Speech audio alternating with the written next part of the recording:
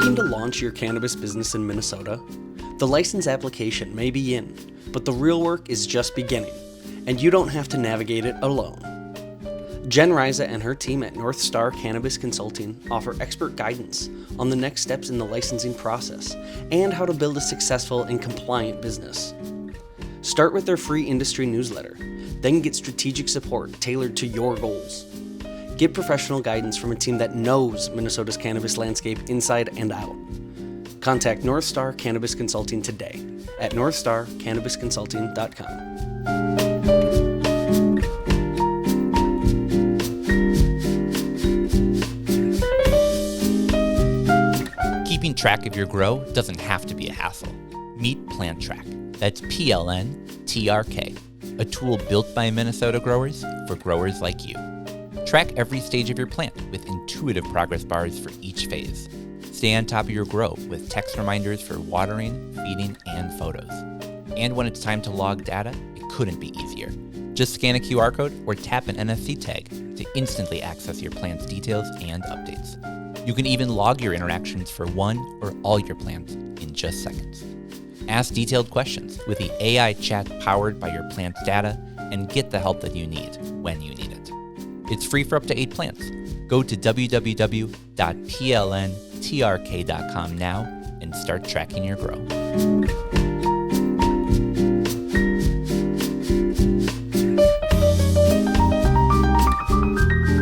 Are you a social equity applicant trying to save money on LED grow lights? Then here's some good news for you.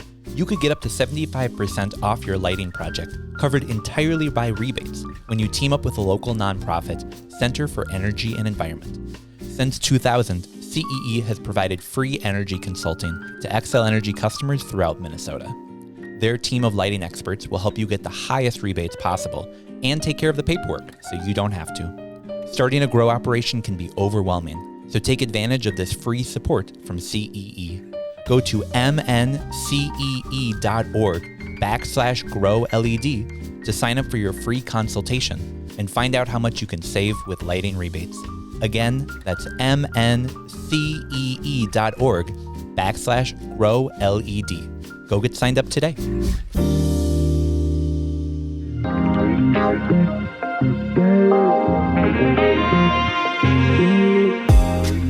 I think it could be fun if we did like a country drawl episode. I reckon I'd go yonder on that there dusty trail with you, partner. Mm-hmm. Well, life on the farm is kind of laid back. Ain't much an old country boy like me can tack. Early to bed. No. Friday night with the Friday night. Hello. Welcome to another episode of Northern Lights. I'm your host, Tanner, joined today by Marcus and Jordan. How's it going, guys? It's going well. How are you? Good. Happy to be back here. Happy to have you guys here. Another good week. It's a phenomenal week to be alive. I've got some Formula One nice. on the laptop, so I'm paying attention to you guys.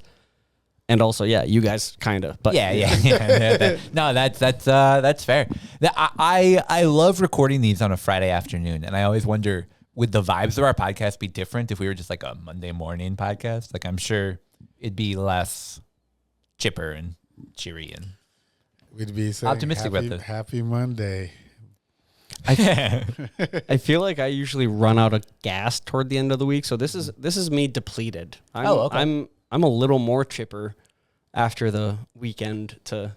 Wow. So then the Tuesday live shows are going to be. Yes. Yeah. We'll all 36 weeks next year. We're going to do live shows. Perfect. Nope. No. But we should address that. We are coming sort of to the end of our season. We only have a couple weeks left. Our last episode will be sort of like that last week of May or first part of June, sort of right around there. And then it's summer break. I can't believe it's already almost summer. I can't wait. Thank God. Yeah. I mean, I can because it'll be here soon. But. Yeah, I'm ready for the sun, the season, the growing outdoors, the all of it. Yeah. It'll be real nice. And I get to smoke again in the summer. Yeah.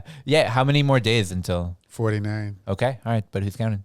Remind me what you are growing this year. Yeah. So this year I'm focusing really on some of my favorite foods to buy at the market, but just having them myself. So a couple different types of tomatoes, a couple different types of peppers, both hot and sweet. some spinaches. Sorrel is a big one. Do you guys know what sorrel is? They make the boots, the snow boots. No, unfortunately not. No, it's an herb. It's like a leafy green, and it tastes like sour apple. And I fuck with that. Isn't Pretty it a good. ingredient in like some beverages? Yeah, totally. It grows wild in Minnesota, but you also can cultivate it, and you get these nice bushes of green, sour apple-tasting leaves that almost is like, did something go wrong? But no, it's delicious. Is It's it great. like a lettuce leaf or like Yeah. a fern leaf? Okay. No, it's like a lettuce leaf that you bite into, and it tastes like that green, sour apple, like candy artificial flavor. Cool. Yeah, I'll bring some in. We'll try some on the episode. It'll be a fun time. And then I might grow some cannabis outdoors this summer. It's sort of the thing to do. And I figured actually it's a great transition. Should we talk about some tips for growing cannabis outdoors in Minnesota? Yeah, because I tried it last year and it was a disaster. And Yeah, it's one of those things that, I think a lot of people think just put the seed in the ground and you'll be good, and you will get something. But if you want to grow the cannabis that I think people like to enjoy and not just have, there are a couple tips to follow. And so we had someone write in after we talked about outdoor growing last week, so they wanted some more conversation. We're going to be touching on it a bit in our interview in just a little bit with our buddy Andrew Johnmeyer from Green Machine. But first off, Marcus, here are some tips that we found suggested by our homeboy, Dr. Clement Dabney, on how to grow outdoors successfully. The first one is to make sure that you are transplanting your plant and not beginning it outdoors. I think this is a big mistake that people make. They take that seed, they put it in the soil outside, and they go, great, eventually I'll have weed to smoke. And you will technically. But cannabis comes from a part of the world that has a much longer growing season. If you're starting that in June, hoping that it's done and ready to go by August, you're not gonna be super thrilled with that. So start your plant indoors. Some people start as early as January, but then move it outside right around like May 15th to May 25th. couple of weeks. Yeah, we're getting real close. So this is coming out that first week of May, which means, 2-3 weeks away, you should be moving that plant outdoors. So if you haven't started it yet, maybe talk to a friend about getting one that they started, because we're real close. And then during June and July, what are you doing? Well, you're just sort of monitoring your plant. You're giving it nutrients as it needs, depending upon what growing style you're going for. Some people like to top their plant, trellis their plant, trim it down, whatever be it. Lots of strategies on how to increase your yield, but as long as it's looking green and growing, you're doing good. That's, I think, the tricky part is when things start going wrong, and how do you solve that problem? And so some tips that our buddy Clem gave is make sure to be monitoring for pests. Make sure to begin with some early light if it's needed. Some early light feeding if it's needed in your soil. And then you can really make sure to trellis that plant before it gets too big. Marcus, when you grew outdoors, you said it didn't go well. What went wrong? I don't think I harvested soon enough. Okay, for sure. It was a transplant from a friend's greenhouse that I just put on my deck. And I think I almost pruned it to death. Okay, totally. Yeah. Yep. Yeah. Yeah, you gave it a lot of love, a lot of that. Too much. Yeah. That happens. But what's nice is the plant is made to grow, and they'll just sort of keep fighting through, even if maybe a little bit stunted. Yeah. But I you went started. gangbusters. Yeah. You started talking a little bit about flowering earlier, and sort of it started doing that, and you weren't really getting a ton out of it. Yeah. We'll make sure that you're adding those bloom nutrients as they're needed. Some people, I think, don't really add a ton of amendments into their pot. They think, it's been growing fine for a while. It's going through changes, as they say on the Netflix show, and you got to make sure that it has what it needs to be able to survive. I think I started that way too late. Yeah. We recommend starting that around like August. You're going to notice some of those flowering start to begin, and really it needs to have those nutrients by the time that it's flowering. Flowering isn't really the time that you want to start those nutrients. Yeah. And then harvest, I think, is a big one we just want to touch on real quick, because some people go, man, when am I supposed to harvest this plant? Especially the ones that have a really long grow period. You might be looking like the end of October, early parts of November, and that plant's still trying to finish. Unfortunately, you're going to be disappointed no matter what, because it's not just made to grow in Minnesota. True. But there are some key visual indicators on that plant that can kind of tell you, regardless of like what day, hour, week it is. Exactly. If like, oh, if you're seeing these things. Yeah, for sure. Maybe it's go time. Another thing that Clem recommended perfectly on there is to be looking at those trichromes. So having that little magnifying glass, looking closely at it. When you notice those hints of amber, that's really the plant responding to the seasonal changes and saying, yeah, I guess you can harvest me now. Mm-hmm. But if you're not noticing that and you're still saying, man, what can I do? Unfortunately, you might just need to try again next year with a plant that's made for the shorter growing seasons. Yeah. An auto flower, a fast flower, or something like that. We'll make sure to get you a good plant that you can get growing outdoors that will finish real early. That'll be good. The only thing I'm concerned about is I'm supposed to move like mid-August. Mm-hmm. So like, I won't be able to plant in the ground. That's fair. Like, could I do it in pots outside though and then transport them to the Heck ground? Yeah. I've never driven down the highway with weed plants in my car before, but I've heard you could, in theory, transport them from one place to another. And right around that August time, they'll be sort of starting to begin that flower. So as long as you're getting them in a place that's getting an equal amount of sunlight, they should keep kicking. They should be good. Okay. Shouldn't be a long drive. Yeah, nah. It's really not a complicated thing growing outdoors. I think there's a lot of stress around it, a lot of nerves. But as Andrew, people should listen through to that interview, as he touches on, this is a plant that for thousands of years has been evolving just to grow outside. And so it doesn't need much more than just a little bit of guidance. The plant knows a lot more than I do. Oh, yeah. So when I grew last summer, I was basically giving it the nothing treatment. Mm-hmm. I was keeping it alive, watering, maybe some magnesium and Epsom salt.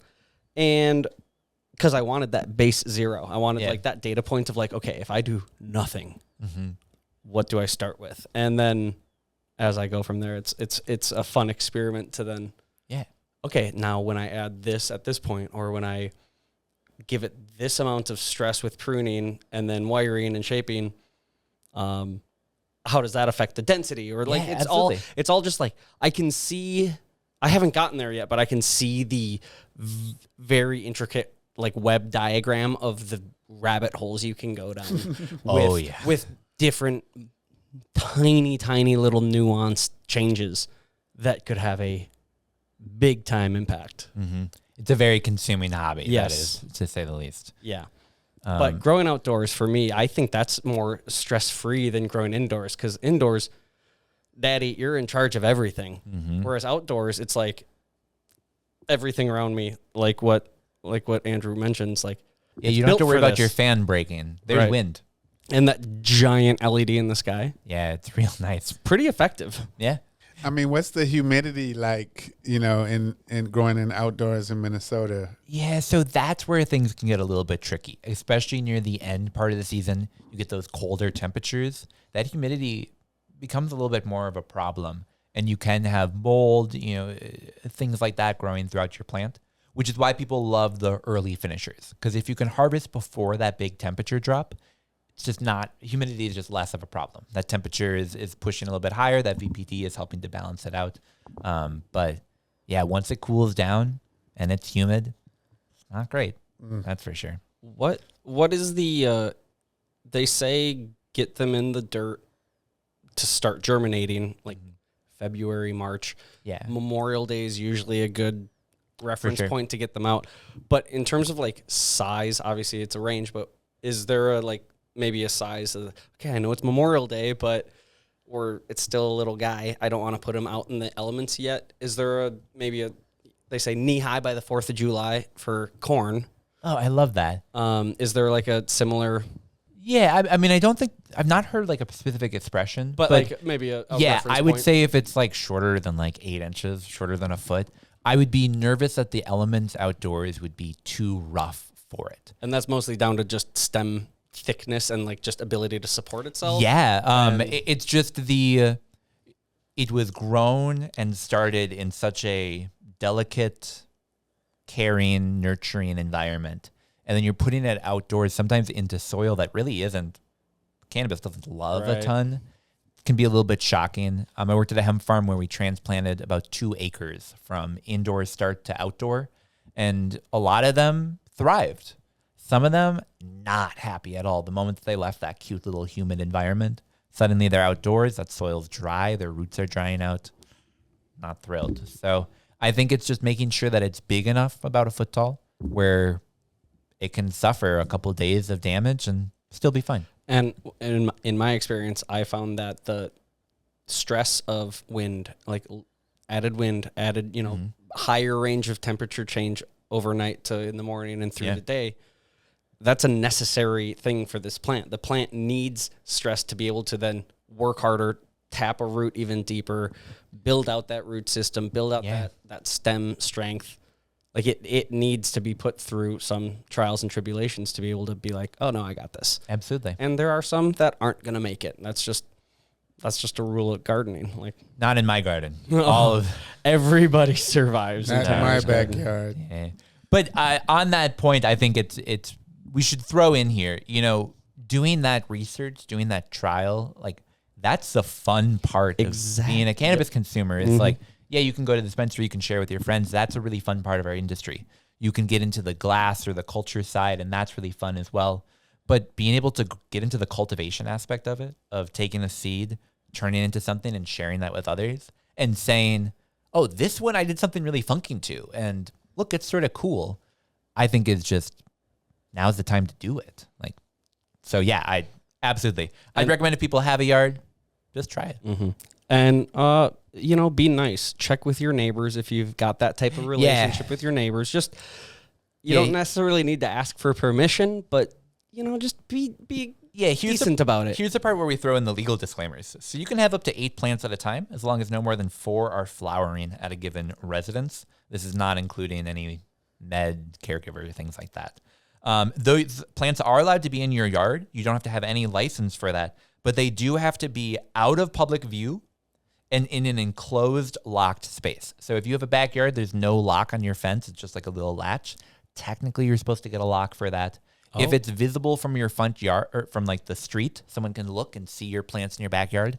Technically, that's not legal either. So yeah, make sure if you're, maybe you got some neighbors that aren't as thrilled about you growing in your backyard, but you still want to do it, make sure you follow the laws. Yep. I also want to add, this is a good reminder, because with the whole experimentation and like trying out funky things, great idea to have a grow journal. Just even if it's just like, hey, added this on this day. It doesn't need to be crazy, but it's such a, the difference between fucking around and science is data. Yeah. And if you've got data, that's, that is a Mythbusters. That is from a Mythbusters episode, but that is really the difference between science and just fucking around. Our weed Mythbusters episode is going to be so cool. Oh yeah, dude. Adam Savage, reach out. We're dying to collab. We're here. Well, so we just wanted to throw in some tips about gardening outdoors, especially this time of year. A lot of people with legalization are looking at, hey, maybe now is the time for me to grow outdoors. And yes, it is. Give it a go. It'd be nice if there was like an outdoor home grow event so that people who are able to do it well can demonstrate to other people that it can be done well. Like a dabbler where you could go and like sample a couple different people's doobies. Yeah. How about that? Something to consider. All right. Well, let's move on and talk about some of the news from this week, because we actually did have a lot come out of both the legislature and a couple local cities. It's going to impact how this rollout of legalization is really going to look. So the first city that I want to touch on is Fergus Falls. Now, Fergus Falls has not necessarily been a favorable community towards cannabis for quite a while. Our friend Emily from Sugar High had a brand that she was building out. She was giving people caramels infused with THC. At a Canna Connect event, I ran into her, and she was telling me, yeah, we've got this great product, but unfortunately we can't actually sell it at our store because our city passed a moratorium. So we make it, and we can tell people about it, and we can give it to you to sell in your store, but we can't sell it here. Well, yet again, she's now having to deal with what those regulations look like in adult use in a way that I think is so emblematic of what our city regulators are doing. The same people that fought for local control. Marcus, let me tell you how our friends in Fergus Falls are using that. So the Fergus Falls City Council had two different businesses, Sugar High, as I mentioned, another business, Elevate, that applied for dispensary licenses. You know, they're one of the pre-approved people. They're moving forward. It's just the city's go-ahead that they need. So they applied and said, I should get this license. But unfortunately, both were denied because they are too close to attractions that are used by minors. So let's dig into that, shall we? So Elevate, a downtown hemp shop that's been open since 2022, sits 230 feet away from the parking lot of Spires Park. And unfortunately, the city won't allow dispensaries within 250 feet. Wow. So that is a 20-foot difference, and not even to the park, but just to the parking lot. And now the owner of Elevate pushed back a little bit, Chris Stotch, saying, you know, last week there was a farmer's market and they were selling beer in that exact same parking lot. But you won't let me sell cannabis 220 feet that way. The same people that said we need to have control over how our city is regulated are saying, unfortunately, it's just too close to this park. And I know what you're saying. You're saying, Tanner, city regulators should be able to do that. That's control. And sure, it's a park, whatever. Let's talk about our friend Emily from Sugar High. She applied also for this interim use permit. Hers was unfortunately denied because she's 216 feet away from a grassy patch of lawn in front of City Hall. It's not a park by definition, but the city has defined it recently as a park, meaning that unfortunately her business is now no longer able to operate. Emily says she's never seen people assemble there. There's no attraction there. It's literally just a patch of grass. But that patch of grass is preventing people 216 feet away from buying a different type of grass. That's bogus. Yeah, I mean, Marcus, we've both been around in legalization long enough. Bogus Falls. Yeah, what are your thoughts on this? Bogus Falls, I like that. Yeah. Yeah, I think they should join us in the 2025. Yeah. Stop the cannabis. I mean, if these two entrepreneurs have been operating for a while, I'm sure they've demonstrated that they're responsible business people. Just give them a variance. Yeah.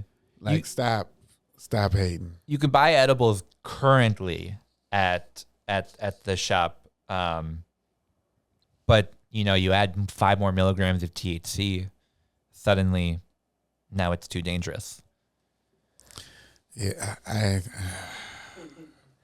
I am continually surprised and impressed by the ways that city officials utilize their limited power to really control the lives of other people. And this, I think, is such a prudent example. There is a grassy patch, and that is preventing people from operating a legal business.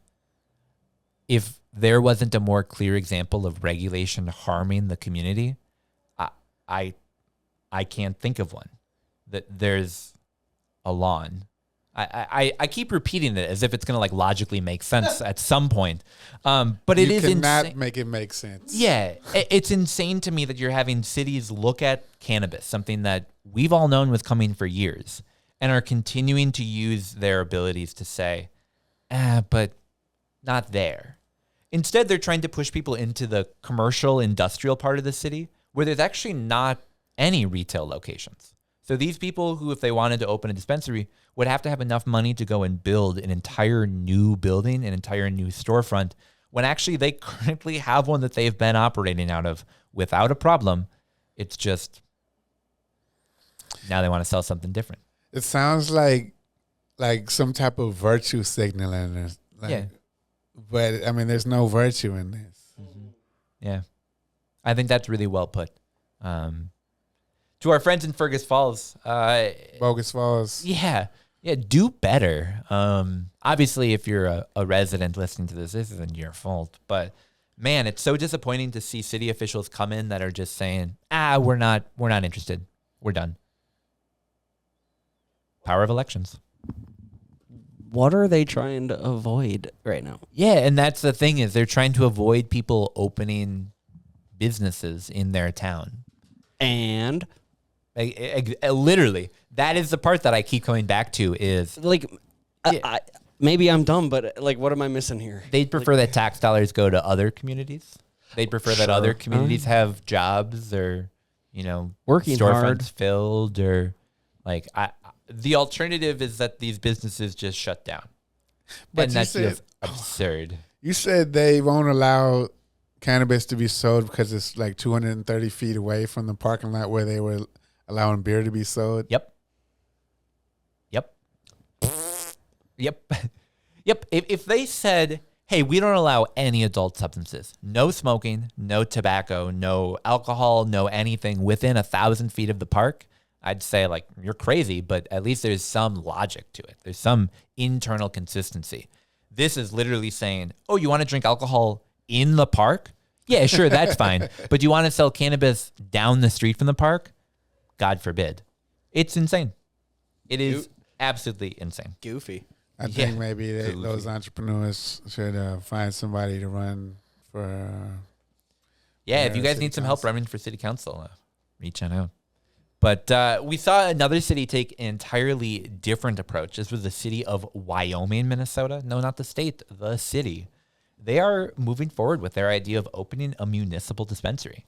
So they've hired the firm Great White Companies, LLC, which will be keeping 60% of the proceeds from this dispensary. They'll be operating it, hiring the staff, figuring out inventory.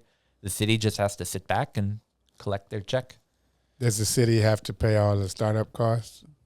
That is such a great question. I don't believe so. I believe with this one, it is up to the firm to do it all. So wait, so there's an organization that has been contracted by the municipality of Wyoming to basically say, like, Wyoming is like, all right, here's the keys. Yep. You have fun. Yep, because Wyoming is, as a city, doesn't have to go through that general lottery process. They are automatically guaranteed a license. So as long as they got someone to run it, they can open their store. And it appears Wyoming is one of the first cities that's really, truly moving forward with getting all that opened up. Interesting.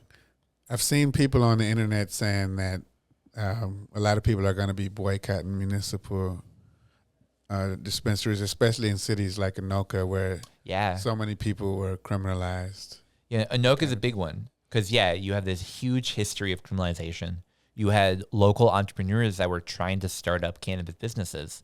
And then you had the city come in and say, we're just going to run a municipality, so, we don't really need you guys. Yeah, I agree with you. It's two different approaches that cities are taking to cannabis. And where is the equity in both of them?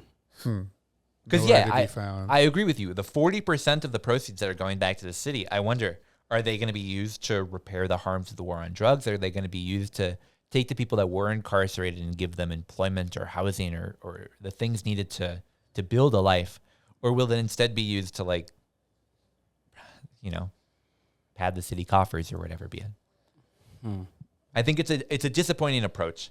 I'm happy to see that more businesses are opening, but to see that it's municipalities that are essentially hiring a private firm to come in and just roundabout the entire process. It seems like a anti-productive shortcut. Yeah, we can already say 40% of the proceeds from this business will be going not towards the community. Right. Just off the front. Now, looking at where product is going to be obtained, looking at, where people are going to be hired from, looking at all of that, I wonder how much this will actually support the community of Wyoming. I'm not certain.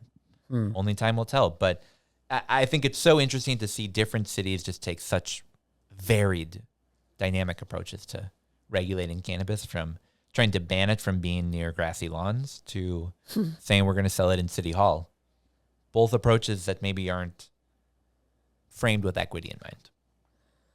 Strange new world. Strange new world. Well, when we get back, we're going to take a short break. We're going to talk a little bit about the cannabis omnibus bill that was passed by the Senate and what it might mean for the future of cannabis on the hours before stores start opening up. We'll be right back.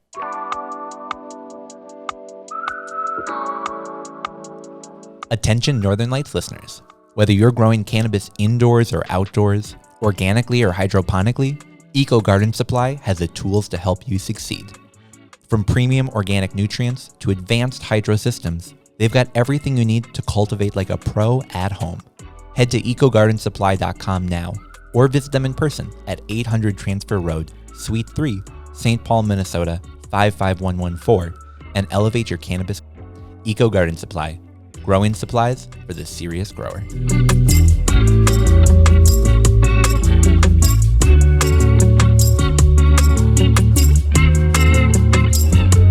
Ever felt like running a cannabis business means running in circles just to get basic banking?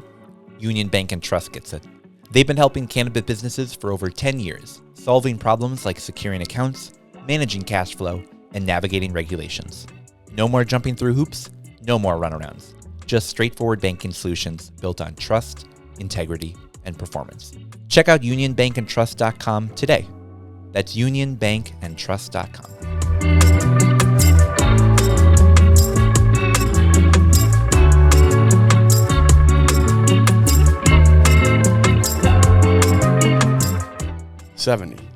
Did you know that 70% of businesses fail in the first 10 years? And the number one reason they fail is because they run out of cash. Hi, I'm Dave Woodbeck. I'm the managing partner of Dope CFO. At Dope CFO, we help cannabis business owners beat the odds by providing financial leadership. Yes, we handle bookkeeping, accounting, and taxes, just like any accountant. But as one CEO recently told me, the last thing I need is another accountant. I need a partner.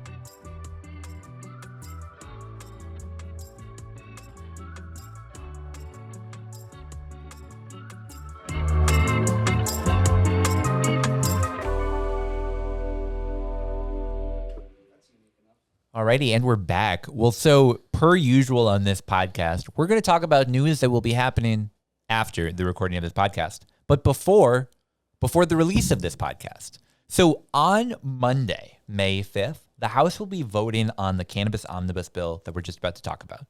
It might have passed by the time that you guys are listening to this conversation. It might have been amended. We don't know. So I'd recommend you go and check out our Instagram story or Green Machine's Instagram story or any of those to make sure that you have the most up-to-date information. But where we're sitting right now is that the Senate has passed the Cannabis Omnibus Bill, and now it has moved on over to the House. We had talked last week that we might be seeing a future conference committee because these two bills are very, very different. But that was really easily solved this week when the House instead opted to throw out their version of the bill and just assume the Senate's version. So on Monday, they'll be voting on the Senate's version that if it passes, will be moving its way through onto the governor. But here is some of what we can already see coming out of that. Now, this summary is coming from our homeboy Matt DeLong over at the Star Tribune. He put together some of the high notes of this bill, and we're going to be talking through some of those right now, starting with cannabis events. Now, we did a lot of shit talking of cannabis events back a couple episodes ago because I want the idea of going to a cannabis event to be, I can be given samples, people can let me try things, I can just freely interact with the product, and the rules and regulations and laws were saying very clearly, nah, son, you weren't going to get that. And this bill actually is sort of pushing forward something that's a bit more workable. So it would allow licensed cannabis retailers to give away samples of plants, flower, cannabis products, hemp edibles, or hemp-derived consumer goods, as long as those samples are recorded in the statewide monitoring system. So you can give stuff out, you just got to log where that stuff ended up and who it went to. Products that are given away as samples can be no more than 1 gram of flour or no more than 1 gram of concentrate, which I'll be honest, getting a gram of concentrate for someone, I'm pretty happy about. Getting a gram of flour, whatever. It can have up to 10 milligrams of THC infused in an edible, up to 5 milligrams of THC, CBD, or CBG in a combination of hemp-derived edibles. So all in all, we're going to be able to give out pretty limited samples, but at least it's something. Marcus, did you ever get to go to one of the cannabis cups back in like the California, Colorado, Amsterdam days? I did go to one in Michigan. Oh, very cool. Okay, yeah, totally.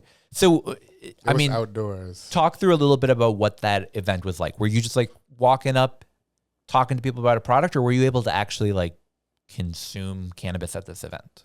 Oh, there was. I mean, when you enter, there's a bunch of vendors. They had like the center area where they had the awards happening, and they had a big section where there was a lot of outdoor consumption. Yeah. So yeah, it was a smoky event. It was outdoors. It was nice. I was a kid back in like 2014 watching the videos of the cannabis cups thinking like, man, I want to go up to a booth and there's just a guy giving out free dabs. And like, that's a cool future to live in. And that's the future that we live in right now, which is pretty cool. But it's good to see that at least cannabis events are moving in the direction where maybe samples like that will be a bit more realistic in the future. Yeah, I think it'd be great. I mean, as someone who's planning on being a retailer, when we get a license, I mean, I was imagining come in with like thousands of half-gram pre-rolls just to be more cost-effective. Yeah, but being able to go there and say to people like, this is the product that you'd be buying and consuming, and giving them the ability to sample. Just give us your cell number or email and you get this pre-roll. And a discount when you come into the shop. Yeah, that'd be pretty sick. I'll be there, that's for sure. Gone are the days of buying those $75 stickers. But they're cool stickers. Holographic sometimes. Yeah, sometimes holographic. Well, so there were some other changes outside of just cannabis events, which is a positive change. Around expungement, there was a pretty big one. Now, as of right now, there's some difficulties in getting crimes expunged that involved cannabis, but weren't cannabis direct crimes. You know, people who are charged with sale, possession, stuff like that has been pretty easy to deal out in terms of expungement. But people that were charged with some of the ancillary wraparound services, like the ancillary wraparound crimes, not as able to get that expungement. Well, here what we're seeing is that Cannabis Expungement Board would be able to consider whether other offenses charged in addition to just underlying crimes should also be expunged. So they're able to say, not just, yeah, we'll get rid of the cannabis crime, but also there's a slew of other things that shouldn't have been on here anyways. We're going to get rid of those as well. Pretty big increase in the power of that expungement board, and I think a step in the right direction. Yeah, these are good things so far. Well, let's keep going and see if we keep on the positive side. Now, in terms of licenses, one of the big changes is that it would allow micro and meso businesses to purchase cannabis products, lower potency hemp edibles, and hemp-derived consumer products from other licensed businesses, because there was sort of a fun bit of language that made it not very clear whether these businesses would be able to openly interact and purchase from other businesses, which was looking not great. If I'm a micro business owner, I want to be able to buy and sell from other licensed cannabis businesses. Direct business to business. Yeah, exactly. As you would expect in any regulated market. It just wasn't included. And so this is making that change, getting that added, I think will be a pretty big addition. And then the other change is just allowing those municipal stores to hold both a hemp edible retailer and an adult use license. Because as of right now, if they got an adult use license, their liquor store wouldn't be able to sell hemp anymore. This changes it so they can do both. Because if there's one thing that we're going to always see in these bills is cities continuing to fight for more control. Shout out Bogus Falls. All right, talking a little bit about hemp-derived products. Now, as of right now, we've got a number of hemp beverages in the room. If they're 10 milligrams and you look on the can, it's going to say 2 servings. And you're going to think to yourself, am I supposed to drink it in 2 sittings? Nah, it just couldn't have more than 5 milligrams per serving, so they had to have 2 servings in a can. Well, finally, they've made a change, which seems minor, but is actually, I think, going to be a really nice fix, which is it just allows up to 10 milligrams of THC in any beverage container. You don't have to lie and say it's 2 servings in there, each of 5 milligrams or whatever. You can just say, my can has 10 milligrams in it. You're supposed to drink it at one time.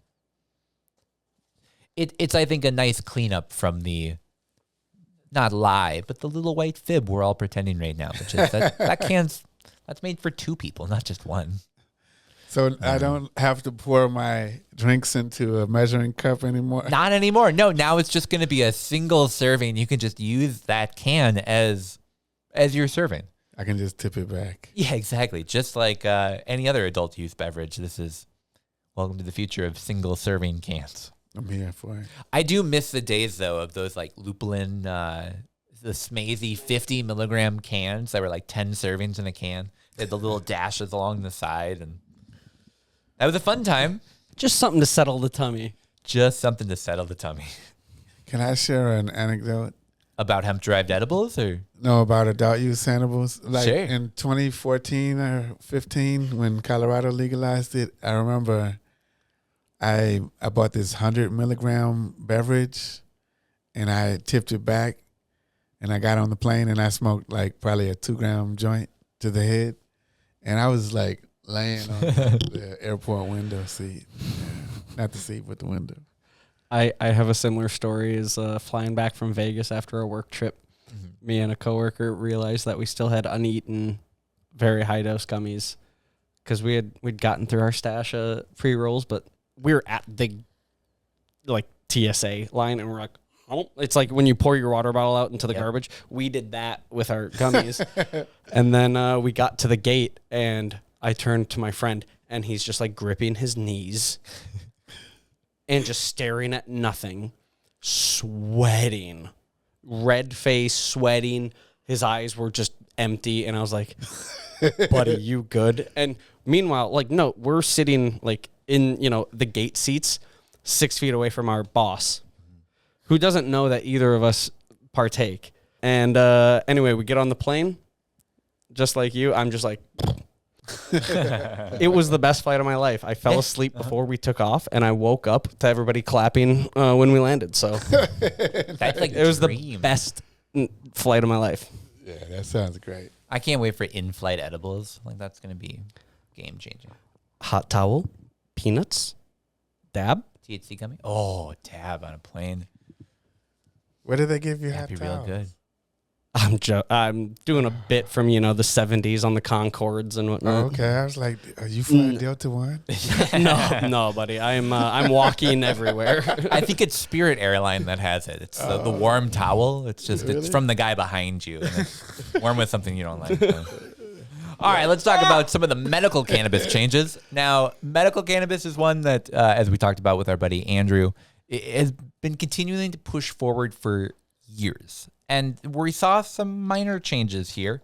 One that allows patients that are enrolled in other states' medical programs to be part of Minnesota. So you're from Arizona, you're in their medical program, you come here, you want to buy medical cannabis, you just got to show them your card, get entered in the Minnesota system. You can be treated like Minnesota's med patient, which is positive, especially for people traveling, but also becoming increasingly less important as adult use stores just open up and you can just go buy That's it. what I was thinking. I mean, reciprocity is good, but I mean, It would have been sick like 10 years ago. right, that part. Yeah. Right now it's sort of like, yeah, I guess. Cool. I mean, we don't even need medical cannabis businesses anymore. And that's the part that I think is going to be really challenging for people that are in that traditional mindset of there's medical and adult use and they're two separate things, when really I think our industry is showing more and more that divide just is harmful. And we should have people go into stores and be able to get helpful information, whether a doctor said they need the information or not. It's just, if people want to use cannabis in their life, go to the store and talk to the person who's selling the cannabis. Right. Yeah. We also saw some other changes. One that would extend protections for medical cannabis patients to those enrolled in the tribal medical programs, sort of like that reciprocity, but for those in our tribal nations. Definitely another good change, but again, one that would have been cool 5 years ago. Right. Late. Yep.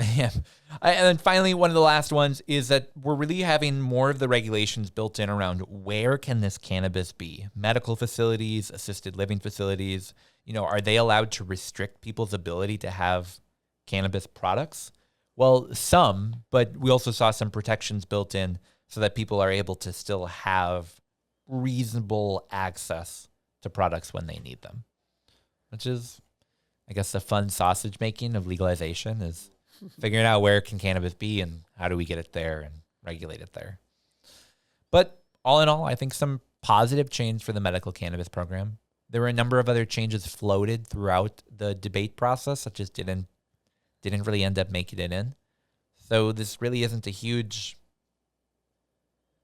anything for our med patients, but at least it's something.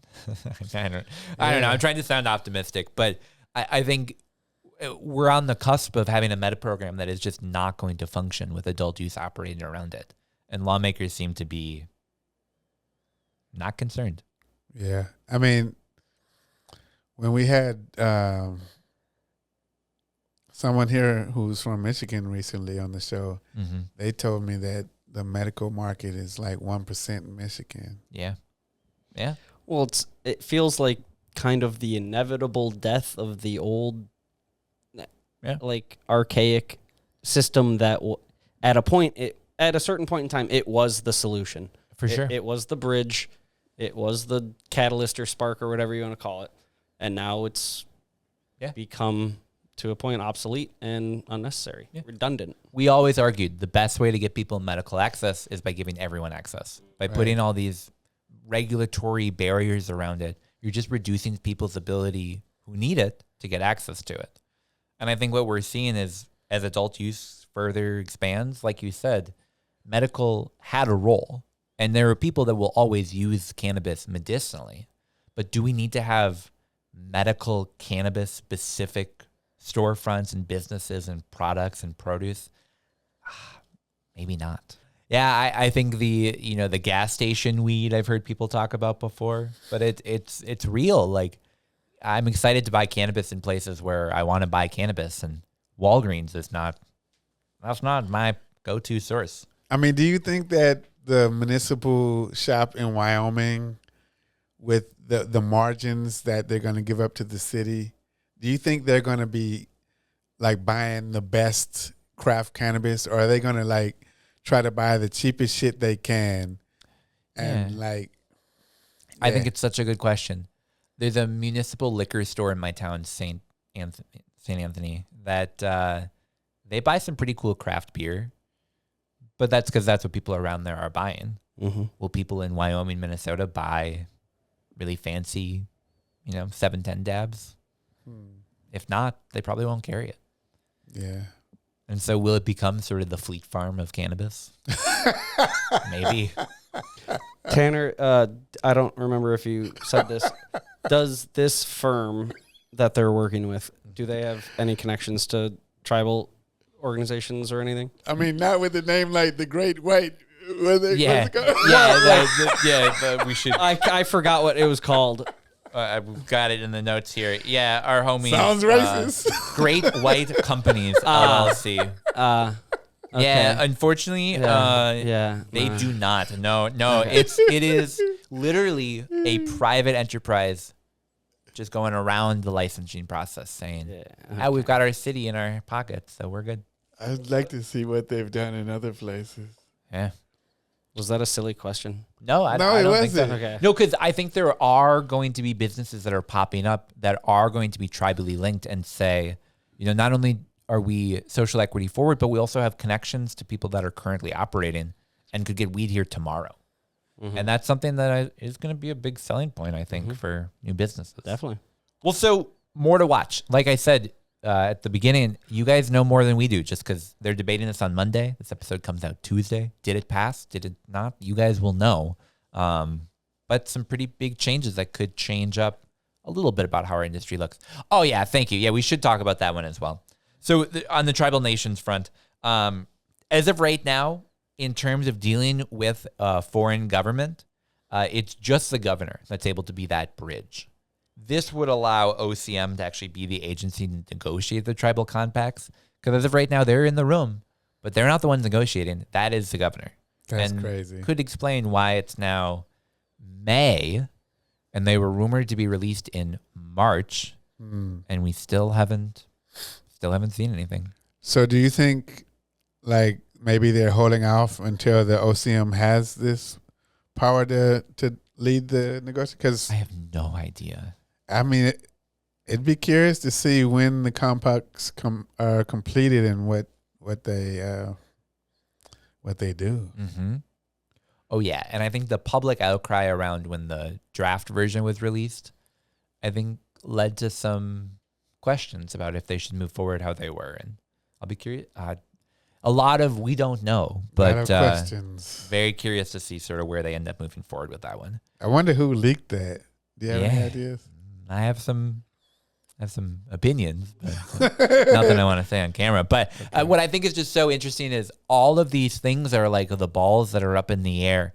And I feel like I'm a juggler who's holding nothing because we've got the director, we've got, the tribal governments. Sure, we now have rules established. Like, that's great. I'm glad that we got rules in place.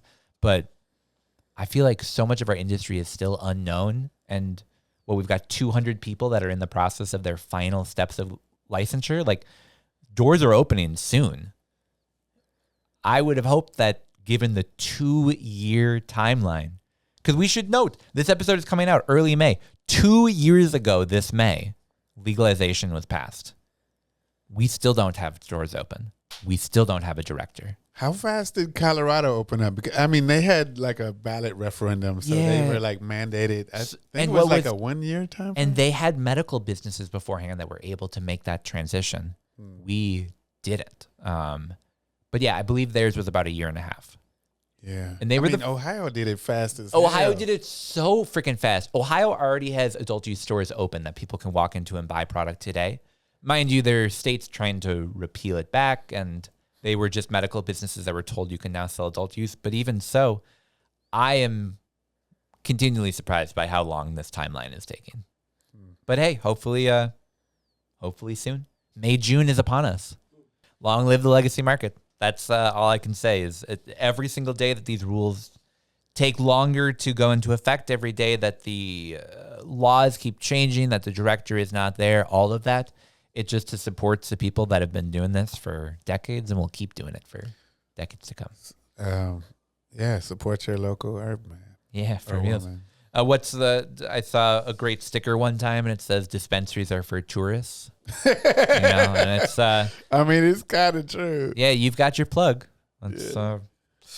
Well, on that note, we're going to take a very short break and talk to the man himself, my friend Andrew Johnmeyer from Green Machine Farms, a little bit about sustainable farming, a little bit about cannabis farming, a little bit about what type of chicken I should buy, but mostly just about farming outdoors. So we'll be right back with that. I like the rotisserie chicken. The rotisserie chicken, actually, that's my least favorite. Yeah. That's okay. Which grocery store has the best rotisserie? Yo, you go to Lunds and Byerly's on a Friday. They got the $6 cluck deal. Oh. Because Lunds and Byerly's has the best rotisserie chicken, but also I don't want to spend more than $7 on a rotisserie chicken. So $6 cluck deal, Lunds and Byerly's, baby. I've had a good one at Kowalski's though. Okay, yeah, I bet they're up there. Around 3 p.m. You gotta get them before they're gone. Right. We'll be right back. Attention all Minnesota cannabis lovers. Put down your joint, bong, vaporizer, or whatever else you're currently holding while you're listening to your favorite podcast and mark your calendar for the 2nd annual Doobie Dabbler Cannabis Festival, happening September 5th and 6th at Seavers Fall Festival Grounds in Shakopee. This 2-day festival is a cannabis lover's dream, featuring over 100 acres of vendors, artisans, industry pro seminars, live music, food trucks, and the wackiest and wildest activities your stoned imagination can come up with. Doobie Dabbler is the can't-miss cannabis party of the year. Come join thousands of your newest buddies in celebration of the ever-growing Minnesota cannabis culture at Seavers Fall Festival Grounds in Shakopee, September 5th and 6th for the 2025 Doobie Dabbler. Tickets and more available at doobiedabbler.com. Doobie Dabbler, Minnesota's great green get-together. Must be 21 years of age or older to attend. Powered by the teams behind Beer Dabbler, Bear's Joy, and Hunt Atkins.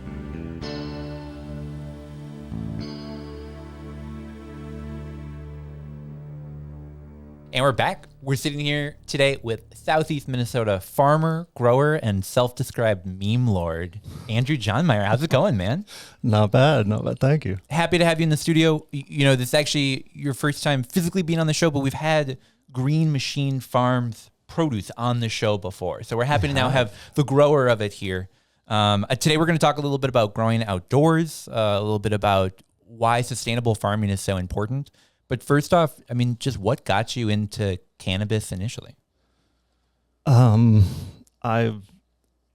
guess my first like experience with the plant was at like 17, you Cool. know, Yeah, for sure. in high school, and Pretty standard high school experience with cannabis. coming up in like 5th grade, you know, and you're the dare officer comes to class and is like, here's this worksheet with like, this is cannabis right here. Absolutely. And it's in the same picture with like heroin needles and pills and all the stuff. And it's gonna like lower your IQ, and you're gonna get addicted to all the other drugs in that picture, and you're gonna get AIDS and you're gonna die. And it's like, all right, that'll scare a kid off for a while, right? Yeah, totally. Until you're like in high school, and your friends start, you and your friends start experimenting with all the things. And it was in a riding to a 311 concert with my friend Becky. Shout out Becky. Friend of the podcast. Yeah. And that was the experience that was like, oh, none of that's true. This is actually like amazing. The idea that you're going to smoke and instantly you're going to be like playing the piano really fast and murder your friends just isn't true. It became pretty clear that it was like, oh, if everything I've ever been told about this was, pretty much BS. So And you're from Southeast Minnesota originally, right? No, Where are you sorry. from? I'm from Missouri originally. Oh, okay, very cool. Yeah, I grew up, born and raised in central Missouri, and was sort of got my start with activism there when in college at the University of Missouri. Very cool. What was the cannabis scene like there at the time? I mean, I was in art school, so it was okay, fair. Yeah, so you had good access to cannabis at the time. Yeah, it was around. Yeah, yeah. But so I was got involved with activism there in Minnesota Normal, and sort of that's a ballot initiative state. We can gather signatures every couple of years whenever anybody can afford to, and go try to get legalization on the ballot. Very cool. So we could vote on it. And I moved here in 2012 with my family, and started a farm because I wanted to do that. Yeah, so talk me through that a little bit, because you were doing graphic design beforehand, and then said, I want to go and work on a farm. I think that's a dream that people who sit in a cubicle job often think to themselves, like, oh man, I just want to be out there. And then I think very few actually go and do that. But you did. I mean, what motivated you to make that jump? It was, I mean, I was raised on a farm, so like I knew what that was like, and I have always had that just a pull towards growing, working with growing things and doing that. And even my sort of detours into city life, just always wanted to.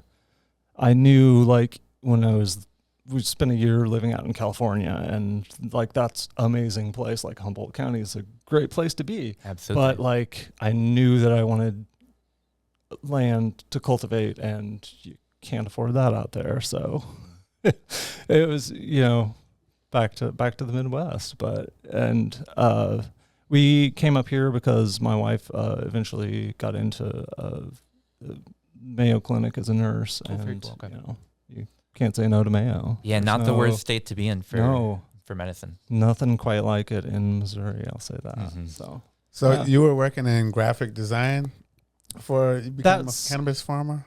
Yeah, I have a art degree, so graphic design was sort of the most like practical way to put that. Since I decided I didn't want to go into like studio photography, art. Did you take a class on memes, or is that just a natural skill? I got my class through like 10 years of just like rotting my brain. Perfect. Deepest meme dungeons of Reddit. Just by being terminally online. Yes. Yeah. So it's just a manifestation of the internet brain poisoning. I love that. Yeah. Which we all share. That's the fun of being here. Exactly. So I'm very curious to hear a little bit more about the farm that you actually manage. So you made that move in 2012, and a lot of what your focus has been on, at least publicly, has been really on like sustainable farming. There was a quote that I stole from your website, which is that Green Machine Farm is about farming like the future depends on it, because it does. Can you tell me a little bit more about that mindset? I guess I don't know, I've just always had that conviction that like the way we're doing things is clearly not working. So it won't continue to work. Yeah. So we have to figure out as best we can new ways of doing things, and approaching like agriculture. I mean, I feel like we can all feel how far away from its sort of purported pastoral origins it's become. Oh yeah. And you are all at unease with that. And I don't know, just decided to make a go of it if I could. So yeah. And even, just approaching like every decision with like, what can I do here between these two options in front of me that is the most sustainable that I can get away with.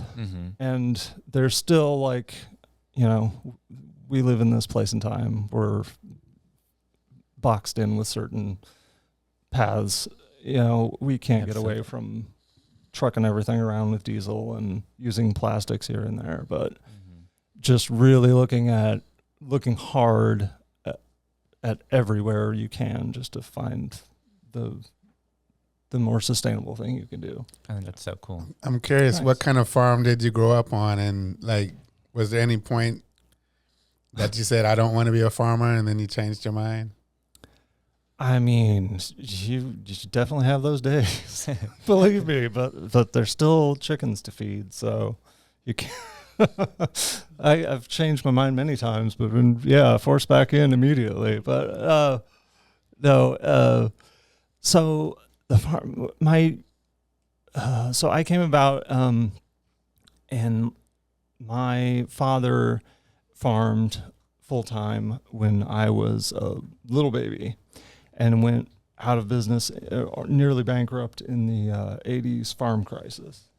And he said in the last couple of years, the only reason that, I hope it's all right with him that I'm saying this on air, but said the only reason the farm stayed afloat the last couple of years is because they never paid for a drop of diesel for all of the tractors, because we'd paid for that.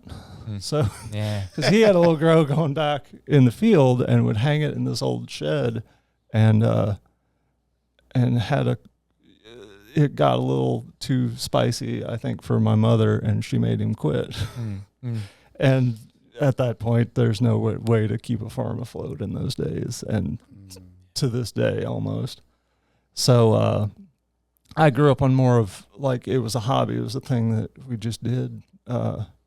All my family members were part-time farmers, and they did something else. I had another job in town somewhere. So, and I've heard over and over again that it's, really hard, if not impossible, to do that, to be a full-time farmer and make any money doing it. And I'm stubborn enough, I just didn't listen and tried it and found out it's true anyway. But, I had a lot of fun along the way. So yeah, there's a long history in Minnesota, I'm sure, true in Missouri, of people who come in and plant these cornfields a little bit later than all their neighbors. And people look and go, man, that's still going to be green come harvest time. Like, that's really not going to make great corn, but man, it sure makes great cover for the crop growing in between. It's everywhere. Yeah, it turns out it's even. I love that. That's really cool. Yeah. So tell me a little bit more about some of the stuff that you do at Green Machine Farm. I mean, we're going to talk a lot about cannabis today, but you do more than just cannabis. You raise animals. I mean, talk a little bit about that. Yeah. So the farm was started back in 2012. We do grass-fed beef and pastured eggs, and we used to do pork and chickens as well. And we sold at the St. Paul Farmers Market, downtown St. Paul, for many years, as well as all around the southern suburbs, Bloomington to Egan to Inver Grove. And we still, we do just home deliveries now, but we still raise a lot of chickens. We have a herd of cattle. Yeah, so we're keep busy on the farm for sure. I love that. Do you have and this is such like a question that I'm sure our listeners aren't super interested in, but Tanner is very interested in. Do you have a favorite breed of chicken that you like to raise? I'm looking at getting chickens myself, thinking of getting a couple buff Orpingtons. Oof. What's your thoughts? I have the recommendation for you. All right, yes, because I have opinions. Okay. Your backyard chicken owner in Minnesota. Yep. You want to get a salmon Faverolles. Oh, okay. Yes, all right. It is a French breed. Salmon is the color, Faverolles is the breed, but they're always put together, salmon Faverolles. They are a very feathered chicken. They have feathered feet. They have an extra toe on their foot. Okay. So they do not scratch your yard or your garden very much compared to other chickens. So they're not going to disturb your landscaping. Totally scrapping it all up, yeah. And screw everything up.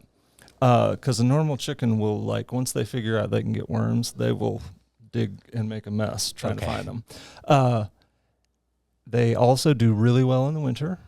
They don't lay a very big egg, but they keep laying through winter, which many other breeds will just like absolutely quit. And they're very cute. They have this big muff of feathers around their throat.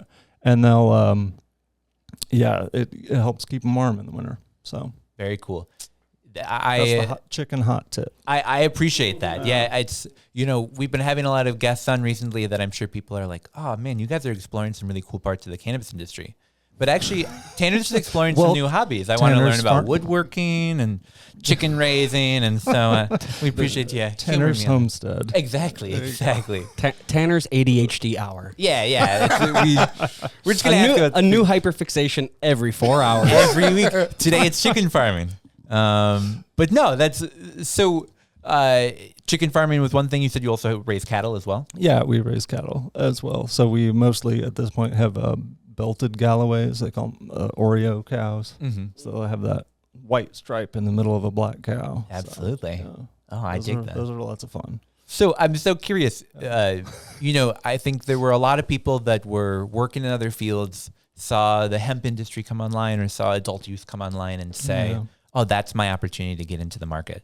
I've dabbed some of the stuff that you've grown, so I know you're a incredible cannabis farmer. What got you into the farming of cannabis itself? Because there's a lot of people that consume cannabis. There's a lot of people that are in agriculture, but I think that overlap of people that actually grow their own cannabis is limited. What motivated you to do that? Well, for me, coming up in a little small rural town, it was not easy to access at all. Okay, it was very difficult, and especially, even when I was older, it just made sense. Like, it's a plant. I can grow. That's easy. That's fair. What are you talking about? I don't have to go find a guy.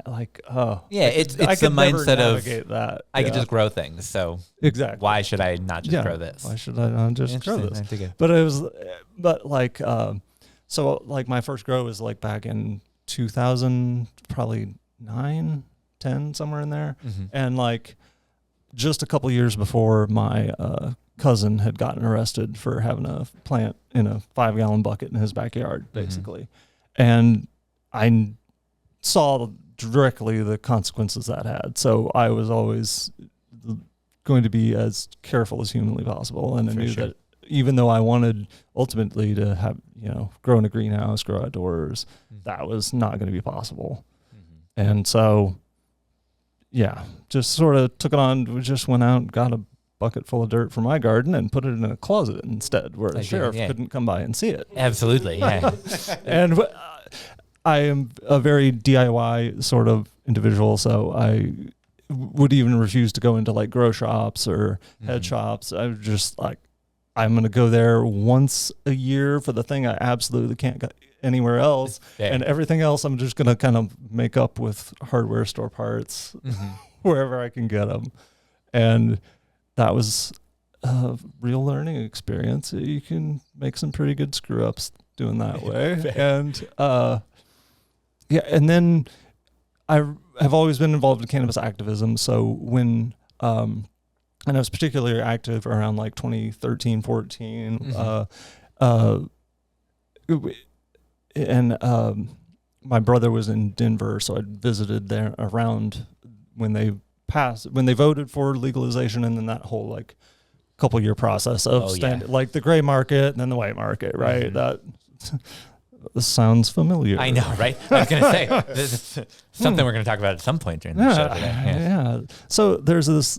So I was going up there as often as I could, and this hobby, this thing I did for me that like I'm just going to grow every once in a while to get my head stash and then shut it down for a while and then, run out and have to grow more. Turns into like, okay, like this is going to be an actual legal job you can have one day.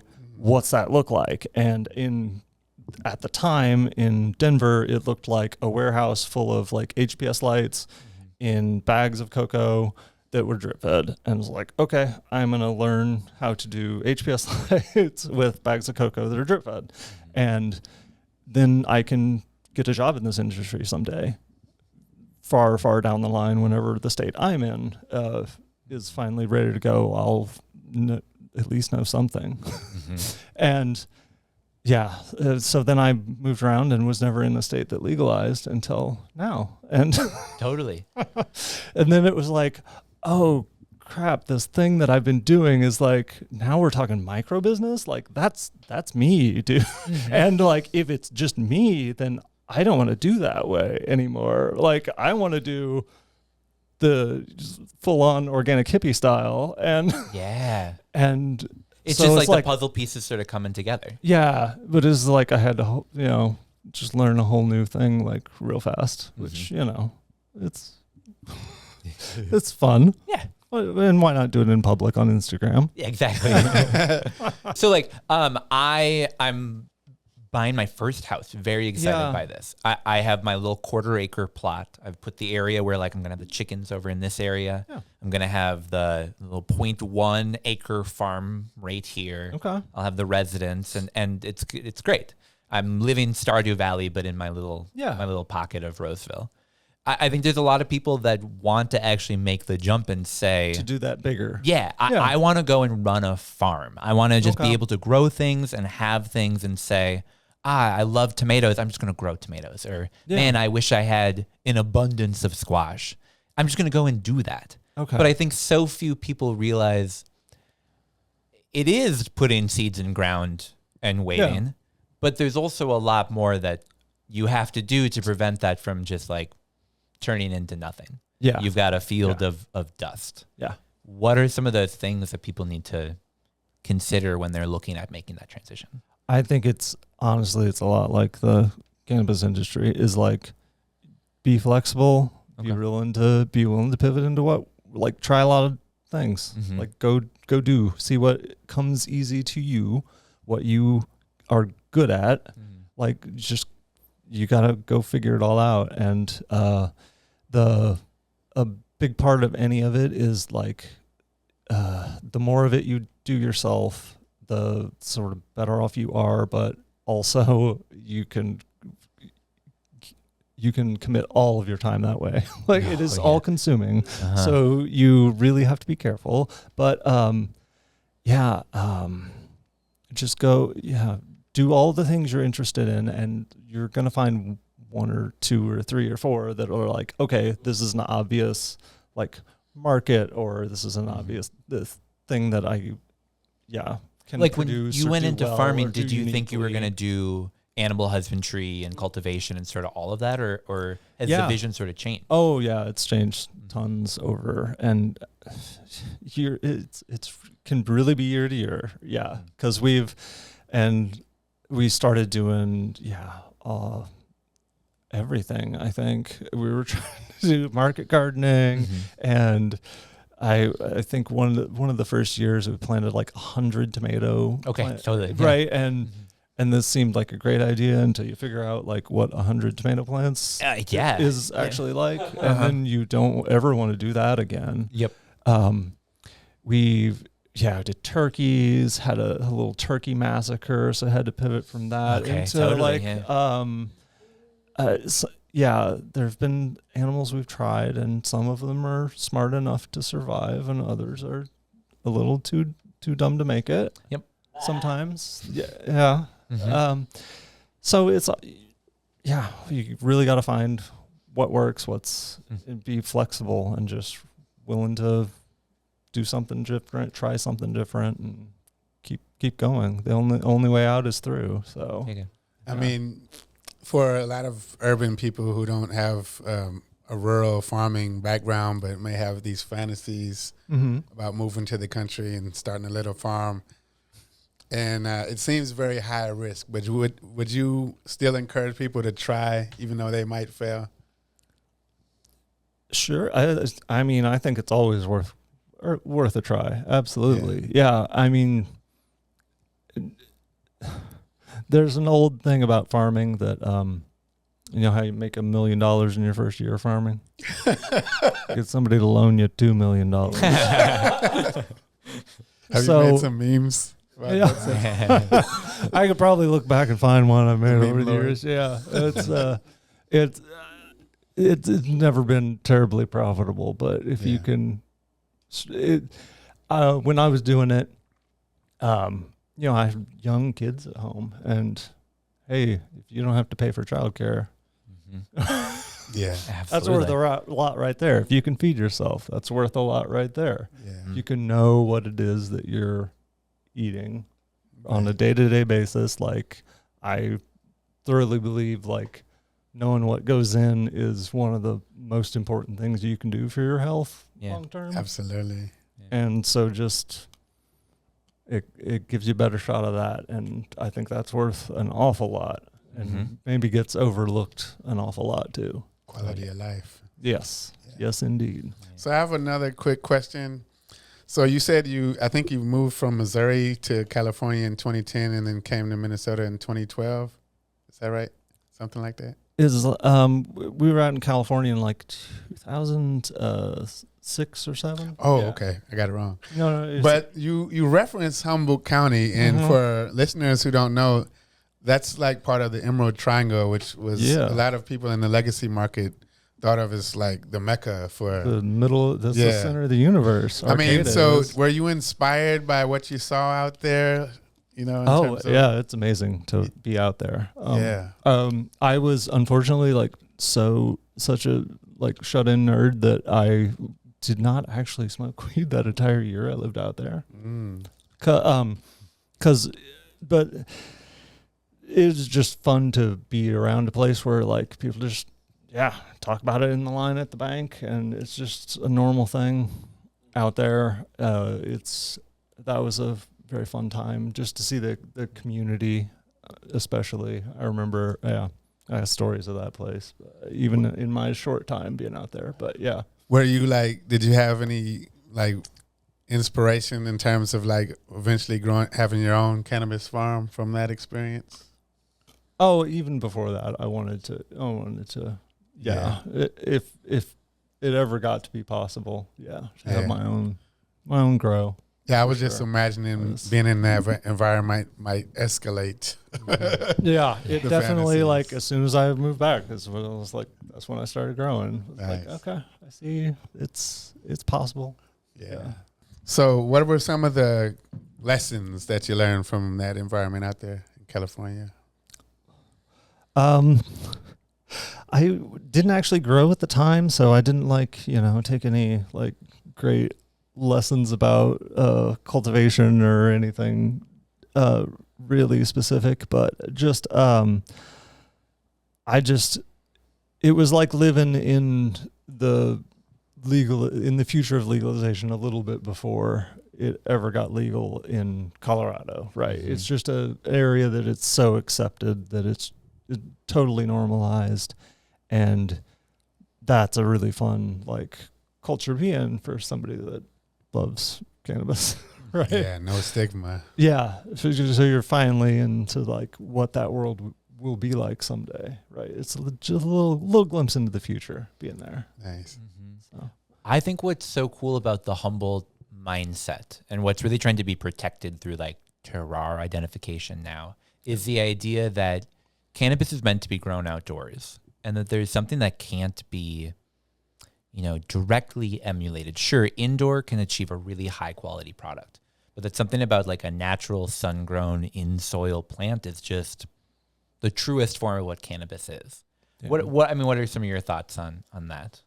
I mean, I am of the opinion that it's these plants have evolved to be the outside for their entire existence until very recently. Yeah. So we're a lot better at controlling our environments indoors than we used to be. And it allows us to do a lot better and more consistently. But like when things go wrong indoors, they go bad wrong in a hurry. And outdoors, it's been really interesting because I really wasn't growing outdoors before like 2 years ago. I think I'd had like one outdoor plant over the years. Okay, and totally, got really scared when it gets big. I'm like, the thing has to come down. But just growing outdoors is the natural place this plant wants to be. It's the environment it wants to be. The problems that come up it has adaptations for. We're trying to get those secondary metabolites out of this plant. That's the THC and the terpenes that we're after. And that is not just a response to how much nutrients and how much sunlight it has. There are other things that go into that. And it's wind and pest pressure. Yeah, pest pressure blew my mind thinking about how like this plant is under attack, which causes it to produce more of the chemical that helps it to defend itself, which is like THC. We are intentionally stressing these plants out to get what we want out of them. And there are these natural stressors. And if we're overlooking, we cannot replicate that indoors, even on this, these crazy setups. That have been like going around online recently that with the entire like little environments and stuff, it's still a pale imitation of like actual outdoors. And the cost of living soil indoors versus the cost of just like soil is just so astronomically different, not just economically, but environmentally. We're thinking about the cost of having your plant indoors, being able to control temperature and humidity, being able to like fine tune all of this versus just putting it outside, allowing it to grow. And there's the giant free LED. Yeah, exactly. It's pretty helpful too. And I heard water even sometimes falls from the sky for your plants. Like I think it's cool. You don't have to buy it from Cub. Like it's free lights and free water. I know, right? It's nature. I think they call it. There's even free beneficial insects. Wow. So, that's pretty sick. You don't have to buy the. No, they just come when they come when they're called. Okay. They know when they're needed, and they just kind of. But it's not as much fun as hatching the praying mantis. I'm about to find out. I just put two cases. All right, keeping them in a humid environment, getting them ready to. Can I ask a clarifying question? So, as sadly, a non-cultivator, I mean, I've tried a little bit. I have a long way to go. But mostly as a consumer and a retailer. Appreciate it. I'm curious, what does pest pressure mean? I mean, there's so much misconception in the industry. Everybody thinks, I only want to smoke indoor cannabis. Yeah. And I've heard some people who are learning how to grow, like, we want to make sure there's no pests inside our indoor grow at all.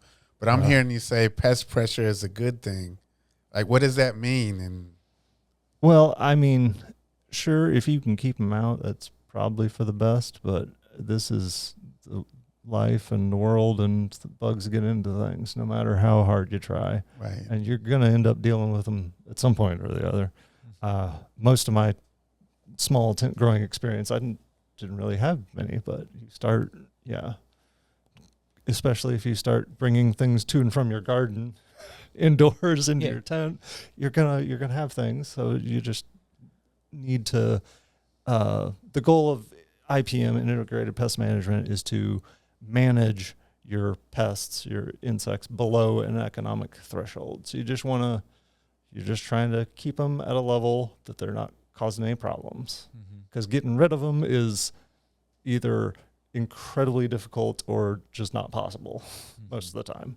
So you can eventually get things cleaned out. Like between runs is particularly a good time to really totally reset things. But it's tough to have sterile and also growing organism. Yes, at the same like time. that balance between But what does pest management mean with an outdoor crop, though? Or It's a lot easier, to be honest. You still have to do some, but like the problems aren't going to get totally out of whack because there's an entire ecosystem around them to kind of steer towards a happy medium. they've got other places to go. Yeah. There's other plants that maybe are more attracted to them. There's like just the presence of aphid is going to attract aphid predator. So if you're outdoors and you're not like have a bunch of walls in between you and the aphid predator, they'll just come along and help you out for free. Nice. So sometimes you want to like, we're trying to jumpstart the process a lot. Like, okay, I want to make sure this is all stocked with like plants that make my predators happy. And like, here's a little introduction of the predators themselves just to get things kicked off. And just looking mostly just see what's there and how it's going, what's going to be a problem, what's not. Yeah. So That's good. Cool. Yeah, I think the idea of, there's bugs in my weed, like that sort of is part of having an agricultural commodity is that there are other things in the world that want it other than just you. And we can try our best to keep it out of our product, but especially when grown outdoors, that's just sort of nature. Like, I don't know if anybody's ever looked at their lettuce. Sometimes if you get to looking, you'll find some stuff. Yep. Yeah. And broccoli, cereal. We get by fine. Yep. Yeah. I worked for a nonprofit for about 2 years that helped to convert lawns into farmland to try to really encourage people to get rid of that lawn. And my tolerance for eating what I would classify as like dirty food at the beginning of that experience versus the end, like watching people reach in, pull something out of the ground and bite it in half. And I was like, whoa, like that's not good for you. And I think I've learned like, no, actually probably the more soil you eat, maybe the better for you. Turns out maybe a little dirt is, more beneficial here and there. Dirt won't hurt. All that dirt I ate as a child it's paying I'm off. a product. I think so. Yeah. I think so. It's all the falls and all the dirt. The blessing of a scraped knee. And here we are. Yeah.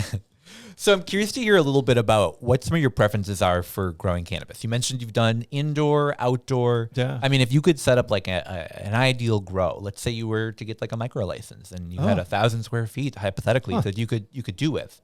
Are you going to be someone who sort of gears more towards that organic, like you described, the hippie outdoor grow? What does your preferred grow look like? Is it auto flower, photo period? Talk me through that a little bit. I'll talk about my ideal, I guess, because I've always loved greenhouse. Okay, totally. Cannabis and greenhouse is a perfect combination. It's a wonderful blend. Yeah, they're wonderful. It makes an environment that I absolutely love. It's nice and warm in there, which is an important thing in Minnesota. Sometimes we need a little warmer for this plant to be super happy. And it just keeps so much of you can kind of keep most of the stuff off of them. And it comes out with like, it's just a much cleaner kind of product, cleaner flower, cleaner rosin, I believe too. So the clean of the indoors versus the blessing of the outdoor sun sort of coming together. It's all kind of everything at once. And I'm also like, outdoors is awesome too. I'm a big fan of just had my first like kind of reasonable sized outdoor experience last year and did a lot of that for hash, and I think it turns out amazing. I'm looking forward to improving on that for this year. Very cool. But yeah, it's very important to me for my style of growing is like I like what they'd call living soil, and I have my own like pedantic problems with the nomenclature there, but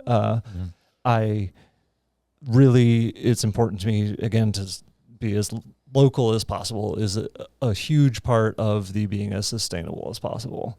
Is the less you have to bring in, the better. So I have my own flock of chickens and cows, and I've composted all their manure over the last year, and did it according to like the organic standard. And that's sort of the native soil, which is really poor in the area I want to grow in. So I was like, we're getting lots of compost. We have a couple of like key sort of ingredients that brought in sea products like kelp and crab to kind of add the things that we don't have. But even that, you really have to be careful that you're not bringing in metals, because that's a big concern in organics. Yeah, absolutely. And so just like being super vigilant about that, and just trying to bring in that first you fit like so well into this mindset that I've heard described before as land stewardship, as we don't own the land that we're on. We're just here to try to help to improve the environment around us, and if we can sustain ourselves and our families by doing that, hey, that's cool. Yes, that's very much sort of ideal I would ascribe to, I'd say, for sure. Well, I'm excited to see. Oh. Sorry, go ahead. Yeah. I'd say that's where all my sort of side projects are sort of centered around, is like, making that the piece of land I'm on now as best I can make it for the future. So I just think that's such an important mindset for our industry right now, whereas we've been pushed more towards that consumer indoor, I need 5 layers of plastic around this to prevent it from being in the hands of kids, all of that. Yes. I feel like the mindset of, no, this is a plant, and the days of going to a store and there are mason jars full of it and you choose out what you want, and like that's not hurting people. Yeah. I mean, it's all based on the stigmas that, still exist within our laws and determine their structure. So I want that to happen, and we'll get there someday. Fair. We'll get there. We'll get to that cool organic deli style situation happening. Oh yeah. I think I heard a potential meme. For husbands, get yourself some side projects, not side chicks. There we go. There we go. We'll put that on a shirt. Keep the family intact. Yeah. Well, so I have a really cool privilege right now. I'm sitting across from 2 different people who both applied for micro business licenses that are sort of moving on to the next chapter of whatever industry looks like.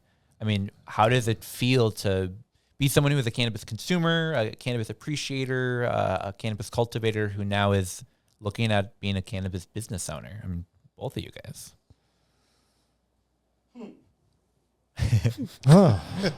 Well, I don't want to presume to speak for Mr. Harkis, but it feels kind of crazy making to me right now. I mean, I was on a phone call on the way here saying I'm trying not to be anxious, but I think I am anxious. Yeah. I'm very excited, but there's so much uncertainty about the timing. It feels like my life is on pause, and that's hard to live that way. Yeah. We're on the hurry up and wait, pause, and unpause cycle still. And it's, I always love when I learn news not through like an OCM email, but through your Instagram story. And the numbers around where OCM is at in terms of reviewing applications as of May 1st, so yesterday recording, 4 days ago as of the audio, it was interesting to see that there are 207 preliminary approved micro businesses, but that's out of 1,200 applications that they have to get through. And I mean, that Mayjune lottery deadline is looking less and less realistic, but I mean, it could happen at the end of June. Yeah. They're not real great with the keeping the deadlines. Yeah, that's fair. It's at the rate of government, which is exactly at the rate that it needs to be. It's about 3 weeks slower than you need it to be. Yeah. I mean, when I saw that email yesterday, I was thinking maybe it's about licensing. And it's a different story about licensing. Well, so before we wrap up, I wanted to touch on one other thing. We talked a little bit about one hobby of mine, which is chicken farming a little bit earlier. But I heard a rumor that you're a fan of Dungeons and Dragons. Is that correct? Yes, sir, it is. So Kale and I are trying to start a cannabis D&D community. Okay. Does a quest per se, a storylines all built around the Minnesota cannabis industry. Kale's joining us in the studio here right now. I got a BBEG for you. Oh, so that's it. I was just about to say, do you have ideas, suggestions? Will you join our group? What are some of your thoughts on? I mean, if you've been in my stories, you know who my BBEG is gonna be. But yeah, we'll have to come up with something. Okay, sure. all right. Yeah. I like this. That Perfect. would be down. awesome. I'm super down. Mm-hmm. Yeah, I think it could be built around perhaps like maybe we have a story around like trying to conquer like a beast, trying to create rules and I don't know, whatever. We'll have to come back to that at some point. But A wizard of rules and regulations. Yes. yeah, exactly. Yes, an evil wizard. Yeah, I think Controller of the zones. Mm-hmm. Yeah. What's BBEG? Because I'm hearing BB. Big I'm bad thinking evil BBL. guy. Yep. Big bad evil guy. Okay. Mm-hmm. Nice. It's the OCM director, but of the D&D world. Maybe, allegedly. They have Allegedly. to exist, don't they? Yeah. Yeah. Do you think? Let's just ask you to make a bunch of predictions. Yes. We're I'm now here for sitting it. here early May. If you would have asked me in January, would we have an OCM director in May? I would have said probably. I would not have guessed that it would be a new interim director that would be Yeah. on now number 3. Do you think by the end of this year we'll have someone in place? I want to put my flag firmly in the ground and say that by the end of the year, we will have the deputy interim director. All right, there we go. Perfect. Yeah. The deputy intern director. I'm stoked to see who gets named in that role. Maybe Clem. Good second place choice at least. That's for sure. Anything else that you wanted to cover or anything? I mean, I think I just wanted to. So I've never met you in person, but I know you by name from like way back.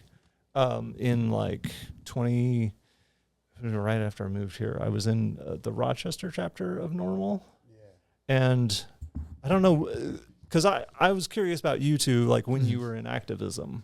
yeah. So I know like at the end of the Rochester chapter of Normal, because that was myself and Marin Schroeder and a couple other people that would come and go. And at the end, I could never get up here because I have a farm and kids and all that. Yeah. But I It's a remember long hearing way. like, Round trip. there was all this drama with like Normal at the time, the state level. And then it was like, yeah, but they got this new guy and Marcus Harkis. And I was like, hell, that's a good name. I'm not going to forget that. Yeah. Easy to remember, But, hard to forget. And I don't remember, I didn't sort of keep up with it after that. So I was sort of wondering your story around that time in that organization. Yeah. So I got involved in like, I went to my first Minnesota Normal meeting in like March 2014. Then I got hired by them sometime in May. Okay. And yeah, it was a crazy organization. It was like the best and the worst job I ever had. Yeah. Yeah, there was a lot of dysfunction. I mean, there was. No, that's not unfair to say. I don't think that's unfair to say. Yeah, at all. I mean, but we did a lot of good work though. Yeah. It was just there was like board members who they just like to talk and not do as much action. I think anybody that's familiar with cannabis activism knows that full well. Yeah, knows they knows like a to lot of have that. a lot of conversations. And Yeah. weren't very politically savvy, Yeah. but they thought they were. And Yeah. It was wild. I mean, I think we did a lot of good work, and I learned a lot from that I took with me to advocacy work when I left Minnesota Normal in January of 2016. Okay. But 16. yeah, I mean, it was the best and worst job I ever had. Yeah. Yeah. But I did meet a lot of great people, and I learned a lot. I learned how, the many ways prohibition has harmed people's lives, and I learned the many ways that cannabis has like helped or often saved people's lives. So Yeah. It was a blessing. That's awesome. It just came at the cost of dealing with some crazy people. You described yourself as a nerd earlier. Are you a Star Trek fan? Not no worries. So then I'm just going to to give a little bit of background. There's something called the Kobayashi sequence, and I'm sure real Star Trek nerds are going to get mad at me for this, but in essence, it's a test that all officers have to go through, and you're going to fail. No matter what you do, it fails. And it's not supposed to measure about whether you succeed or fail, but how you handle being in a situation that's just unwinnable. Yeah. And I think cannabis legalization in 2012, 2014, 2016 Minnesota was unwinnable. Oh my God. We had lawmakers that just didn't want that. And you had activists at the time that I think were all responding in a no-win situation differently. Yeah. Minnesota NORML, I think, is a great example of people who continued having meetings every single month and saying, man, that didn't work last month. What can we do differently next month? Okay. And then meeting again and just continually having those meetings. Keep hammering it out. And that became the work, was we have these monthly meetings, and Yeah. that's sort of what we do. And then I think, Marcus, when we first connected around 2016, you were sort of taking more of that, very respectfully, bold and a China shop approach of, we're not going to win, so we should be going out and smoking on the governor's front lawn and making this a problem. And I think you had this big divide that this was like right around when I was coming into activism and able to just like witness as a third party of people who saw the no-win situation and said, we need to keep being friends with lawmakers because that's our only way we'll ever get it. Yeah. And other people that said, nah, it's a demand that the lawmakers get from the public that forces that change. And I think that's when people look at that history of time in NORML, it was a lot of people who were really committed to the cause, but just it was a no-win situation, and nobody knew what to do. I feel that firsthand for sure, because like I'm sure in Missouri it wasn't that different. In the Rochester chapter, sort of that during a period of tumult with the state organization, I think, just dissolved that chapter, and a few of us moved on to start Sensible Minnesota, and we were very much in that track of like, okay, what can we do here in the legal realm? And it was medical, and that monstrosity was happening. So just trying as best we can to flail around and I get think that to be a better bill than it was. And another great sort of approach is let's continue to chip away at this. And the way that, I go back to these periods of time where Marin was in the paper just like repeatedly talking about the price is unsustainable. The price is unsustainable. If you want people getting cannabis, it needs to be more affordable. It needs to be flower. It needs to be all of this.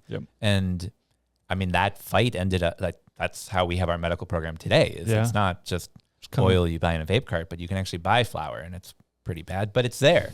And I think mad respect to the people that were at Sensible. We were both at the campaign for full legalization at the time, different approaches, but I have a lot of respect for what you all did, because it takes both. Like nobody did it on our own. Nobody's approach did it solo. That's for sure. Like it took everybody. And it's still takes everybody. I don't think we had our first Minnesota legislator like publicly support legalization till 2017. Yeah. And then the first bills didn't come out until like for full legalization till 2019. Yeah, you had like Winkler, who was like sort of head of the party. He was actually against it until the year that he introduced it. Like, because the year right before it, he was like, nah, I'm not interested. I don't care. But the winds, a lot of politicians, where the wind's blowing, okay, that's where I'll go. So I'm curious to hear a little bit more about, you were working in Rochester, which is a city, but definitely a little bit more rural than in Minneapolis, St. Paul specifically. A city with a very conservative approach to anything that might resemble an illegal drug. Absolutely, and one that's very protective of the medical institution, community, whatever you want to call it. What were some of the conversations like? Because I think in Minneapolis, a lot of what we were talking about at the time was this needs to be a social equity forward focus. We were talking about like micro businesses. We were talking about some of the things that trickled up, but what were the conversations like in Rochester at the time? Just anything to get legal. Yeah, totally. Those were in the days of we knew that Colorado had voted for it and was legalizing. So it was like, what possibly could we do to get that here as fast as humanly possible? Yeah, totally. And I even like went up and like accosted Steve Fox, who we were all very fond of at Sensible. He was had this organization called Safer, which was their sort of their like Men Is Ready that got it legal in Colorado at that time, or at least got a lot of the credit for getting it legal. Yeah, but and their whole approach was like, marijuana is safer than alcohol. And so like, all right, we're going to pick up that flag and run with it here and try to, just make the case. Okay. Patients need it first. Obviously that'll be the easiest lift. Let's just start with the low hanging fruit and just keep plugging away at it. And eventually it'll pay off. And took a lot longer than we thought it would, and we got a much worse medical bill than we thought we would. And the police union had a lot more say in writing it than we did. It happened. Yeah, shout out to Governor Dayton, big friend of the show, who I think is perhaps solely to blame for the reason that our medical program is the way that it is. Sure, there was a lot of people putting pressure on him, but he was the one who ultimately said, if the police union doesn't support it, I'm not going to sign it. And so we have our med program. That's worst in the nation at the time. I would argue probably still today, but I agree with you. Yeah, at the time, terrible. Yeah, absolutely. 2014. Yeah. But and then and with Sensible, even there was we were going to even seize the powers that even really admittedly terrible law gave us to, all right, how can we, there was this process. Okay, we can petition for adding new conditions. We can petition for adding new delivery methods. All right, what does that look like? How can we put that together? And most of the credit, all of the credit there pretty much goes to Marin for keeping plugging away at that for until it happened, right? And we're just trying to, grease the skids a little there and get as much as we could when we could. Yeah, Sensible is one of those organizations that for a while, basically every medical petition that came through had Sensible's name somewhere on it. It was Sensible going and finding an expert to say, we need this, or Sensible finding a patient to say, I need it because of this, and really sort of continuing to feed the machine that at the time was one of the few. You had like Kurt going to the Board of Pharmacy at the time to try to like push on that side. You had people rescheduling. Yeah, exactly. Yeah. You had people continuing to trying to push lawmakers, or you had like hemp start to trickle up as something that was like maybe a possibility. And I had sort of forgotten that safer approach, that directly correlating cannabis to alcohol. Yeah. That by the time like Minnesota legalized, that had sort of dropped by the wayside. Yeah. It was like, okay, everybody else has done it already. Now it's, and you can only, I guess, try to be so persuasive to Mark Dayton, and then. I mean, he was a former alcoholic, so like that. Yeah, you would think a harm reduction message might. That didn't work with him. Nope. I think he had issues with like, I don't want to say popping pills, but there were definitely, and this is public record, so this isn't me like, we're not going to get sued for this. Dayton had multiple surgeries while he was in office that at times was prescribed pretty hard pharmaceuticals. Advocates, I remember at the time, going and standing outside of his house holding signs saying, my medicine is safer than yours. And hey man, like the argument still stands to this day, and sure. Still safer. Yeah. Yep. Yeah, there was a book by that name, by a former police chief from Seattle, Norm Stamper. That's where that phrase came from. But I think by the time people were trying to use that here, like it wasn't going to be effective anymore. Yeah. It's true, but it's like we started saying legalization is safer than prohibition. That's the truth right there. Yeah. That's where all the dangers come from. Is Criminalizing people. Yeah. Absolutely. Yeah. And unfortunately, the battle continues. It just has moved on. Yeah. So. I mean, I'm thinking when you said the DARE officer came to your school and told you cannabis was as dangerous as heroin. Yeah. So like when teenagers, when you go from 5th grade to high school and everybody's smoking around you and nobody's dropping dead or most people are not behaving like zombies, are you thinking, well, if cannabis is okay, is heroin okay too? Yeah, I mean, why wouldn't you think that? Like, why wouldn't it be a gateway drug to okay, I've been lied to about this. Why not? What else aren't they telling me? Exactly. And then you get older and the internet comes about and you can find erowid.org and find all kinds of things out about. Absolutely. All the substances. I think that, will cannabis always lead you to doing other drugs? No, definitely not. Will cannabis show you that a lot of the propaganda around the drug war is actually false? Absolutely. Yeah, it will. And I think there are consequences of that, such as people trying other drugs they've been told are dangerous that actually turn out maybe sort of are. Yeah, I mean, I'm not advocating for heroin use. No, not in this episode. Stay tuned to next week. Only if it's prescribed by your doctor and it's morphine. Yeah, that's the what's the South Park did it or whatever, but their medical cocaine episode where Randy just goes out and just petitions for it and it's cocaine's legal in 6 states now, whatever. I think is a joke, but it's also true in that we've seen that prohibition is not a way to regulate people's behavior that's effective or that is respectful of people's autonomy. And I think the way that we look at cannabis and say, that needs a different approach isn't crazy to look at mushrooms or to look at other substances and go, maybe we need a different approach to that too. Yeah. What do you think about mushrooms?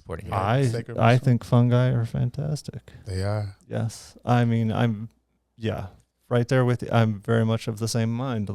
I think if we apply the same standards to all the things, I don't. Our current regime doesn't make much sense, and I'm all for it making a little more sense than it does right now. But I am going to go out on a limb and call out. I think we should all be really promoting THCP and maybe a few other letters or maybe a Greek symbol in there. Perfect. Some new research chemical that we can. I would personally love that. Just to sprinkle it on top of my flower right before I smoke it. Yeah. I think that could be the next way. I'm not sure. It's one of these. Yeah. I know a guy who has some vape pens with it if you want. Yeah. I'm you could still probably get it at a gas station. Yeah, I was going to say it's a smoke shop down the street. Yeah. There you go. Yeah. Andrew, truly, thank you so much for coming in today. Thank you so much for talking about your background, the perspectives that you carry and use in your farming. I mean, what do you think is next for our industry? You've been a watcher just like all of us. Yeah. What are some of the things that you're watching coming up next? I guess I'm watching to see how the next couple of years go with it just being normalized we're kind of trickling down from the state level to the local level to the municipal levels of making everybody think about how cannabis is gonna be here. And so it'll by then we should have a lot better idea of what it's all going to look like. And you'll be managing and running the Zambroda Municipal Dispensary by that point, right? Unis are going to be amazing. Yeah, that's going to be a really exciting stuff to watch out for. So 10% discount to cops. Don't put that in the universe. We can't. Oh my. Well, so for those who want to follow along more with some of the stuff that you're doing, follow along with your Instagram stories, or just figure out a way to buy some really high quality meat from you, where would you send them? I would send them to probably my Instagram. Perfect. Is probably the best way to reach. Slide into my DMs. There we go. Perfect. With everybody else, it's just Green Machine Cannabis on the Instas, and you have to type in the entire whole thing. Yes, every time. Oh yeah, good old Mark Zuckerberg. Shadow banning. Yeah. Lots of fun. We'll put that in the show notes so people can click right on that and head right to your story. And truly, if you guys want the news faster than Northern Lights can get it to you, that Instagram feed is where to go. If it's bad news, there will just be memes aplenty about it. So. Oh, but the one about slapping the tape of hash on that one lives in my brain, and I think of it at least once a day. I like having a man on the ground. He's our let's chuck it out to Green Machine for an update, because it's like we can only do this so often. He's our out in the field, out in the field, literal field reporter. Yeah, it'd be great if we had like a commercial break with a meme, and then if people are on the audio version, it's just like, go check it out on YouTube. Blank air. All they hear is like. That's just like some back. Yeah. I want that looped behind all my memes. Perfect. All right. We're now going to implement the Green Machine 5-minute meme break in every episode. Perfect. There we go. Awesome. Well, awesome. Truly, thank you so much again for coming in. I appreciate it. Thank you. Thanks for having me. Of course. Marcus as well. Yeah, hopefully I can stock some of the Green Machine Farm flower in my dispensary. Oh, yeah. We'll have to talk more offline. Absolutely. Yeah. Absolutely. Thank you. Yeah. We'll be right back. Ready to kick off your home grow? We've got the perfect hookup for you. MinnesotaCannabisSeeds.com. They've got everything from fast flowering strains to unique hybrids, all ready for growing in Minnesota. And guess what? Our listeners get an exclusive deal. Use the code NL10 for a 10% discount on your entire order. Don't miss out and get started with the best seeds. Start your growth strong with MinnesotaCannabisSeeds.com. Remember, NL10 for 10% off at MinnesotaCannabisSeeds.com. Grab your seeds today. And we're back. I'm here with Spencer Plussel talking a little hemp beverage as we smoke some home grow. Yeah. You hail from Wisconsin. Yes, the land of beer and cheese. Did you say the land of 25 milligrams and THCA flower? The land of Super Bowl trophies. What is that? I don't know. It's tough. The case is empty over here across the river. The old soda land. It's all right. I'm a hockey guy. Don't worry about it. Yeah, that's true. I suppose I've never talked Packers with you once, but I don't think we have. You got some Packer color hats on right now. Yeah, That's cool. Little TBT. TBT. Yeah. Which, Spencer, you and I didn't get into it, but on our last chat, I saw the hat and the artwork, and I was like, when was the first TBT show you saw? Oh, man. I was Lollapalooza 2011 or 2012. Ooh. And they were playing OG. they were playing on a stage that probably had me and like 300 other people. Oh, yeah. Small. Yeah, and I was just like, give me all the banjo. Yeah. Oh, yeah. That was my one and only time seeing TBT. Oh, dude. One and only. One and only. Wow, one-hit wonder. Jeez. It's not that I don't want to. It's just Yeah, sure. the synchronicity of life hasn't Oh, look at this guy. It's good to know. hasn't converged and confluenced Jordan. into So avant-garde with his words. Yes, Mm. yes. pretentious, more like precious. Yes. Fuck it. I've never seen TBT, but so I respect the one. I've traveled around the country to see him. It's just a wall of Wow. acoustic. Yeah, it's beautiful. They put on a hell of a show. And obviously being up in the Duluth area and on the North Shore myself where I live, I get to see him at our Bayfront Park quite often. They now do a homestanding outdoor show there, usually over the 4th of July weekend. Yeah. Okay. It's I was pretty gonna say, epic. is that like that's like a midsummer thing? Yeah. Okay. Yeah, it's pretty epic right on the shores of Lake Superior. up there. Dude, It's fun. What a perfect backdrop for that. Oh, dude, type of sometimes when sound you get coming some out. like Lakers coming in, some of the big, The some of big boys. lake ships up there. Yeah. If they it's can cool. harmonize the horn with the banjo, it's like, Yeah. And now to some high notes.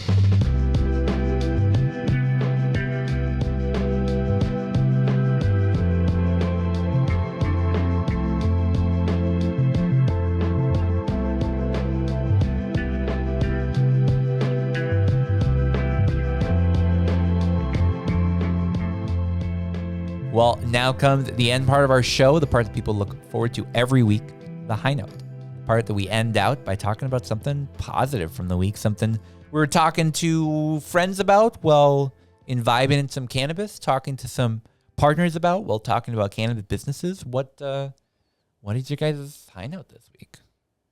Marcus, I'd love to hear you go. Well, 15 days ago, I have a new son. So I have a newborn baby. Congratulations, my man. Congrats, dude. So I feel great about that. It's wonderful.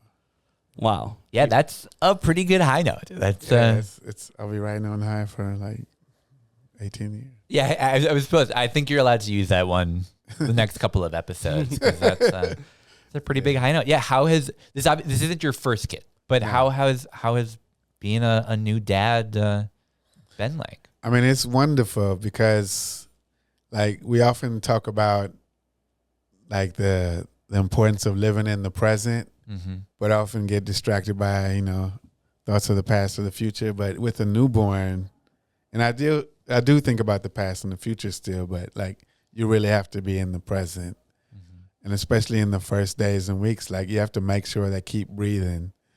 And so yeah, I'm very much in the present, and I love that. And yeah, it's wonderful.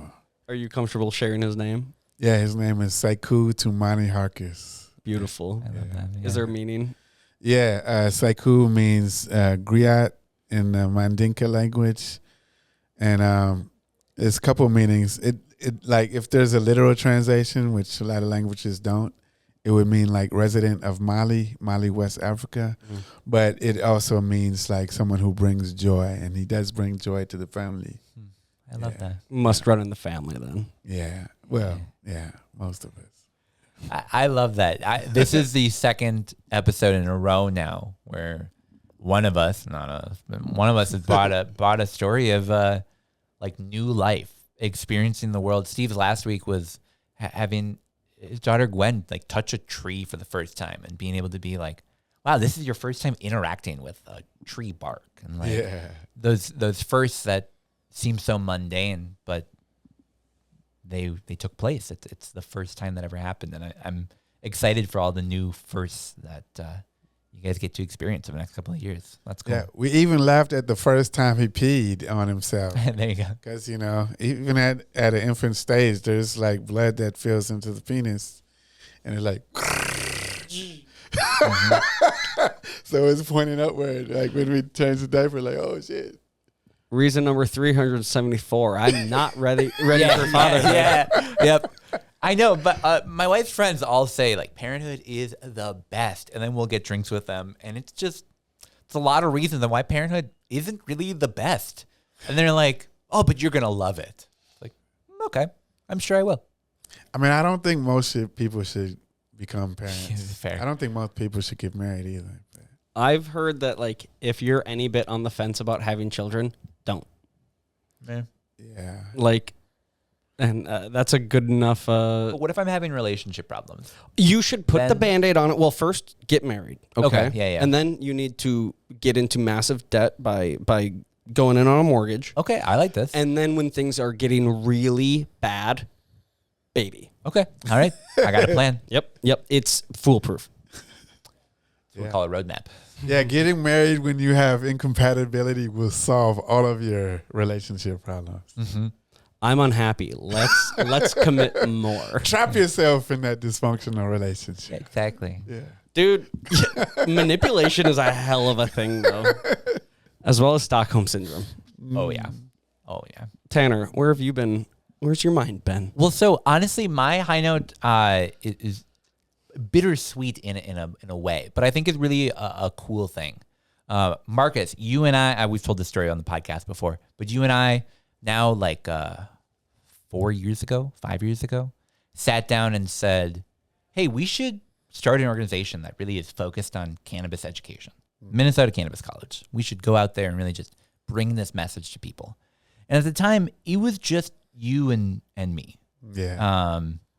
And that's good, right? There's nothing wrong about that. We've done a lot of things, just you and I, and you can accomplish a lot. But this past week, I had the really cool opportunity of going to a board meeting for the Cannabis College that was more people that I I didn't know than that I did. It was really cool electing a new executive board that we talked about in the last episode of people that weren't there during that initial conversation, but that have seen the mission of the college and said, I want to be part of that.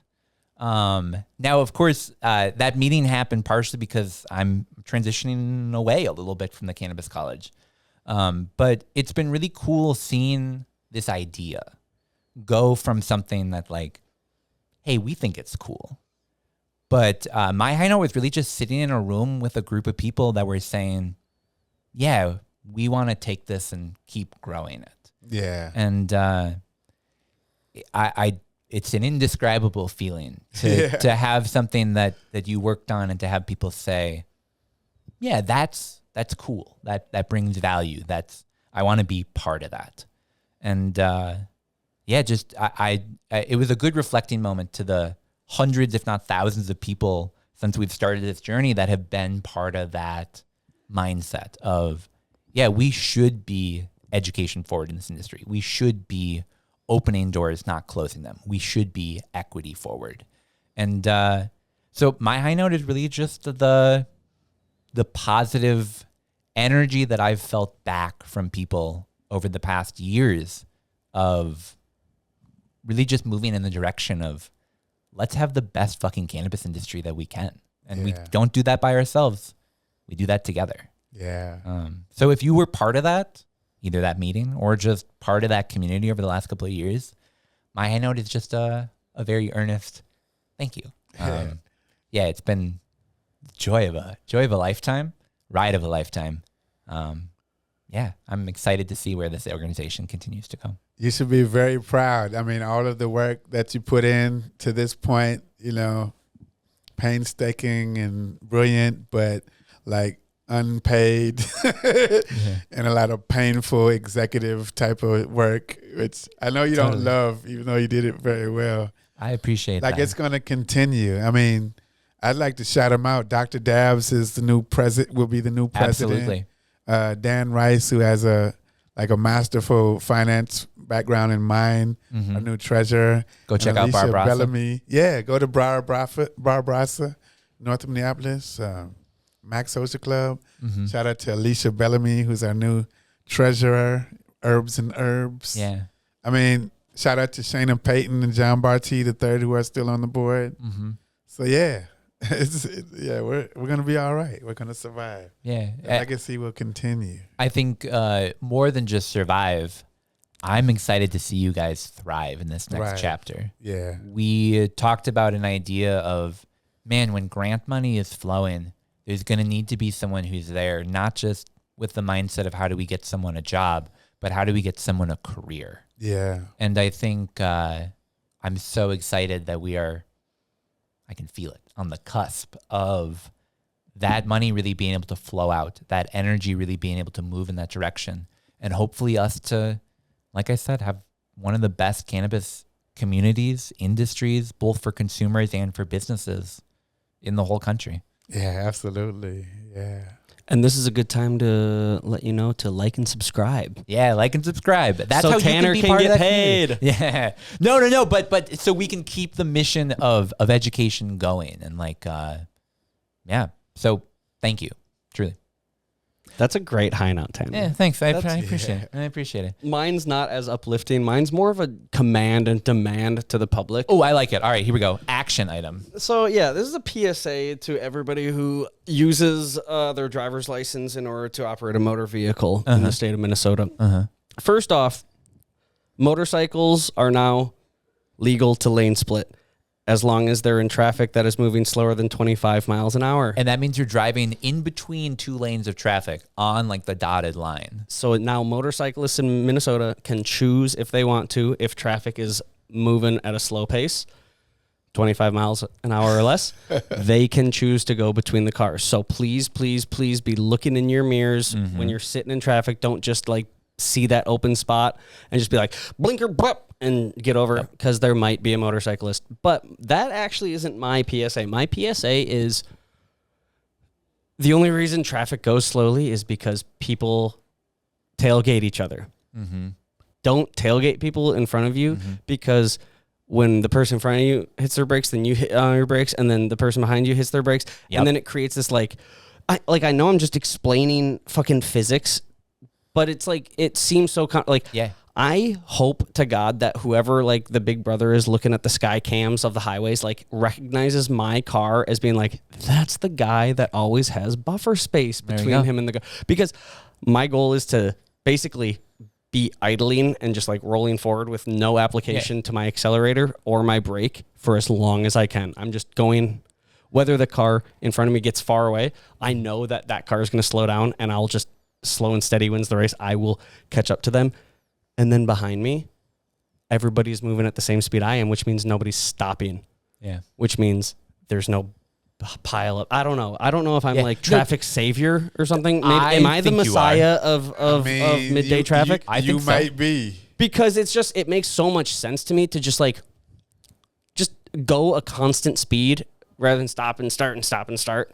Yeah. Better for your brakes, better for your engine, better for everybody to get to where they want to get to on time. So that's my ranting high note. I like it.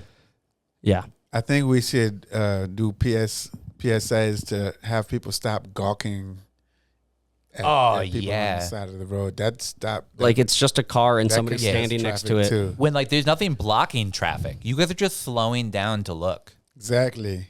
We're curious creatures, us human beings. I'll give us that. But 97% of the time, it's just going to be somebody on the phone outside of their car, standing in the grass while their car is just sitting there. It's nothing you haven't seen. So please, for the safety of everybody and everybody's mental health as they sit in fucking traffic on Crosstown, just give yourself some space and try not to hit your gas or brake.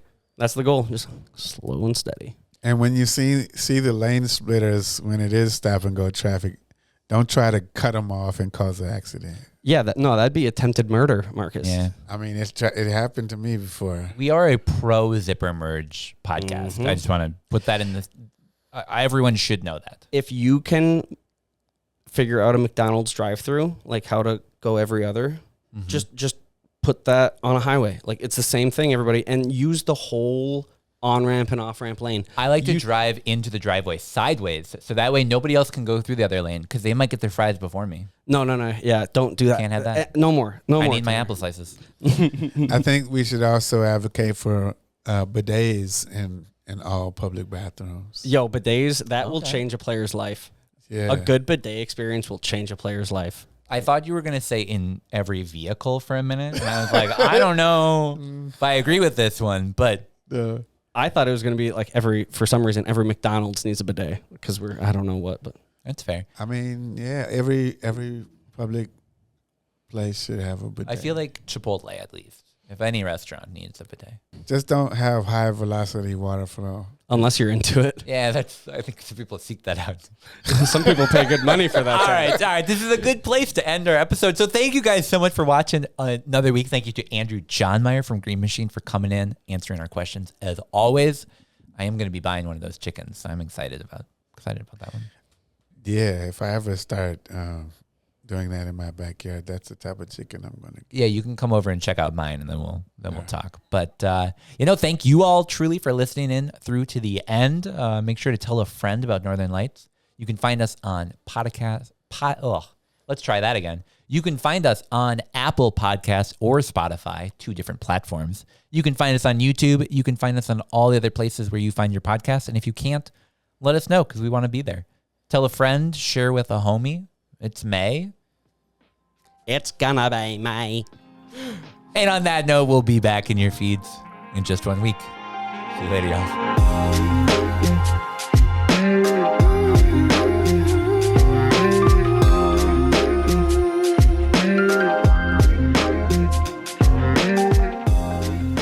Northern Lights is a Minnesota Cannabis College production. This episode was produced by me, Tanner Barris, and by Steve Eigenman and Jordan Witt. Production assistance from Marcus Harkis, Shayna Payton, and John Barty. Video and audio recording at the Dabbler Depot studio by Jordan Witt. The information provided in this podcast does not, and is not intended to, constitute legal advice, but is instead for general information purposes only. No listener should act solely on the basis of information provided without first seeking advice from their own legal counsel. The views and opinions expressed in this program are those of the speakers and do not necessarily reflect the views or positions of the Minnesota Cannabis College. Please listen responsibly.